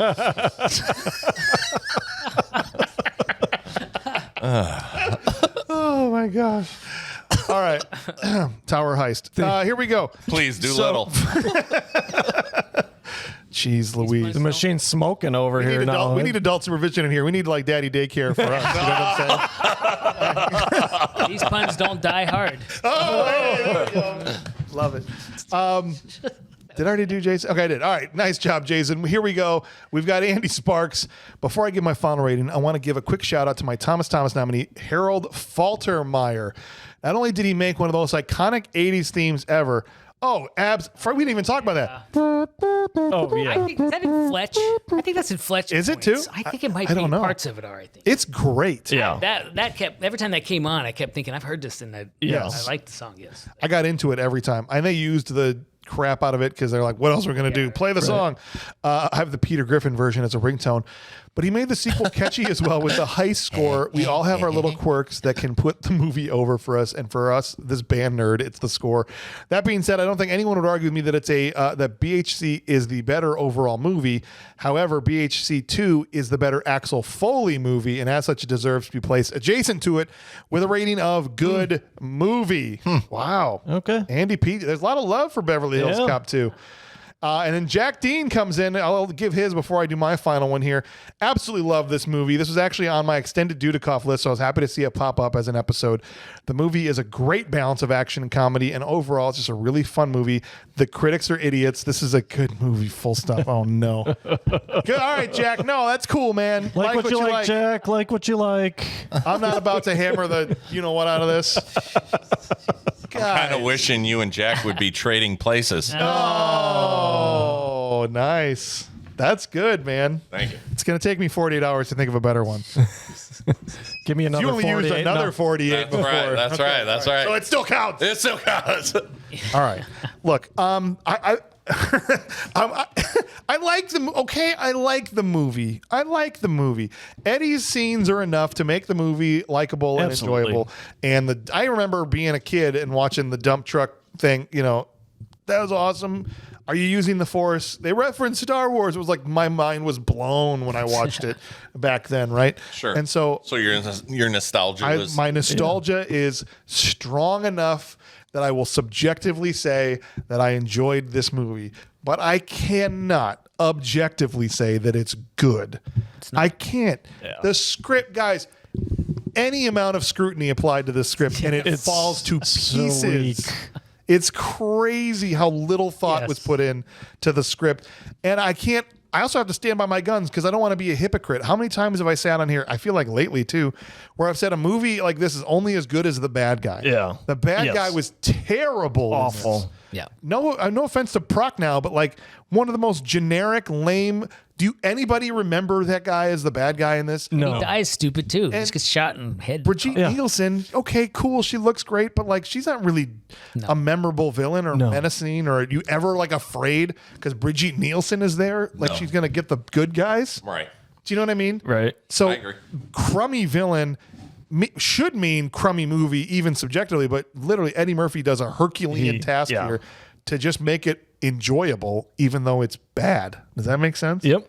So I love the movie for dumb reasons, but it is bad. A bad movie that rules for me. 100%. Nice. So it's an average. Yeah. Sorry to everybody out there that was like, good movie. I don't, and honestly, I don't know how you get there objectively. I really don't. But it's your opinion. So Even I couldn't. I had to think about it. I was, like I said, first glance, like, is this good? And then I thought about it. I'm like, no, I can't. Yeah. I can't say it's good. No. You said it rules. I just said bad full stop. What's going to happen to me? But nothing. I mean, They're they gonna come like after you. me. Yeah. It's your Coming first time back. First and last, probably. They're burning the bridge, That buddy. 18 months did They're something like- to him. We don't want to be here anymore. Boo this man. They're pitchforks. Torches. No, you've gonna have some big time slack. I don't. Lately, if I said something's bad, I get people sending me video messages asking me if I'm burnt out or if I need to take a Right. break. Wow. So like, I don't know how that's possible. How do we fill in for you? I don't, I'm like, I'm fine, you guys. I just didn't like the same movie that you did. I have a different opinion. It happens. Passion out there about films. It's fine. So hear all about that. If you haven't listened to our last mailbag episode, I talk about it all on there because we get another message. So I just want to say thank you guys. Next week, well, before we get into the thank yous, next week, guys. What's next week? I got Nick Cage is back in the house. Wow. Not here, unfortunately, but we're doing a Nick Cage movie. Yeah. We're talking about Ghost Rider. Oh, Yes. Oh, I Yeah. hate Nick Cage, but I did enjoy Ghost Rider. Flaming Skull. I did like that movie. Yeah. Yeah. he does a great Elvis impersonation through the whole movie. Yeah, there you go. Perfect. So, Bob, now here's the thing. I want to say this about Bob. I got to be careful what I share because I don't know what he wants out there. But I was going to say something during Immortals, the last movie we did, because we only had a 3-person booth because Bob was supposed to be there and wasn't. He actually has a medical thing going on and he had surgery just as we were recording this 2 days ago. Okay. He's doing fine. Good. He's totally good. He's going to be fine. It's not life-threatening. He had one of those addictomies, right? Yeah, yeah. It's just very, very painful, and the recovery is painful. So as of right now, he's a play it by ear for Ghost Rider, and so the reason I'm letting you guys know that now is because a lot of people voted on the Patreon for Ghost Rider wanted him. because of Bob doing the Nick Cage impression for 2 hours while we did that episode.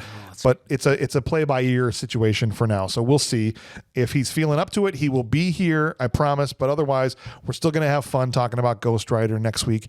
But say a prayer for Bob out there. He's not on death's door. He's just in a lot of pain. So I feel like there's enough Nick Cage's movies yeah. that Bob could just record his thoughts. We could just splice in Nick's voice on all of that. Perfect. He could just literally have Nick here. Perfect. I can watch a different Nick Cage movie and it would probably still fit. Yeah. I think you could have a whole podcast just on Nick Cage movies and never end. Forever till the end of time. Yeah. I think he's done like 197 of them or something Yeah, like and that. like 100 in the last month. It's like I turn on every streaming, there's Nick Cage, That's a why new movie. I love that joke when Andy Samberg was doing him on SNL, and he's like, well, of course, my goal is to appear in every film ever made, but so far I've only mustered a measly 90%. It's so true. I wonder what that's like to be able to do your decent impression in front of the person. Oh, that's crazy. Yeah, That's gotta just feel like That was nuts. you gotta be on tier 1. So, all right, guys. Well, look, Thank you, Curt, for being here. Appreciate you, Hey, brother. thanks for having me. Thank you, Mueller. Absolutely. Thank you. And a special thank you to Chuck. I can't tell you how happy I am. I'm pretty happy to be back. Yes, I'm glad that you are, and I know people are going to be thrilled. And so we're jumping in. This is our last one on our April schedule as far as recording. I know this is coming out in May. We're jumping into our May schedule starting next week. Yeah. Excited for that lineup, man. We got Ghost Rider coming up. We got Mortal Kombat coming up. We got Good lineup. Ernest Goes to Camp. John Carter. It's going to be a great month. So John Carter. we will see you guys. Major League on GMR. Oh, that's right. Don't forget about that one too. So we'll see you all then.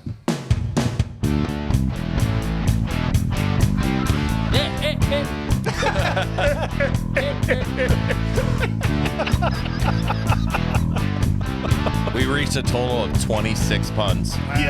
And that wasn't even all just me. That's a record. impressive. That's awesome. That's a It's gotta record be for a record. BMR, period. People have been should asking take a lot lately, but what that's for. But Yeah. it's for puns. We should take a picture as a memento. There you go. They'll leave it up there for a few episodes. People start getting confused. Yeah. What is this? 26 times since before we had our last pun. That's right. That's the number of days without an accident. Yeah. That's what it is. Do another pun in an hour. Yeah. Somebody chips a tooth on this microphone. We got to put that back to 0. The lights should be off at this point with 26 puns.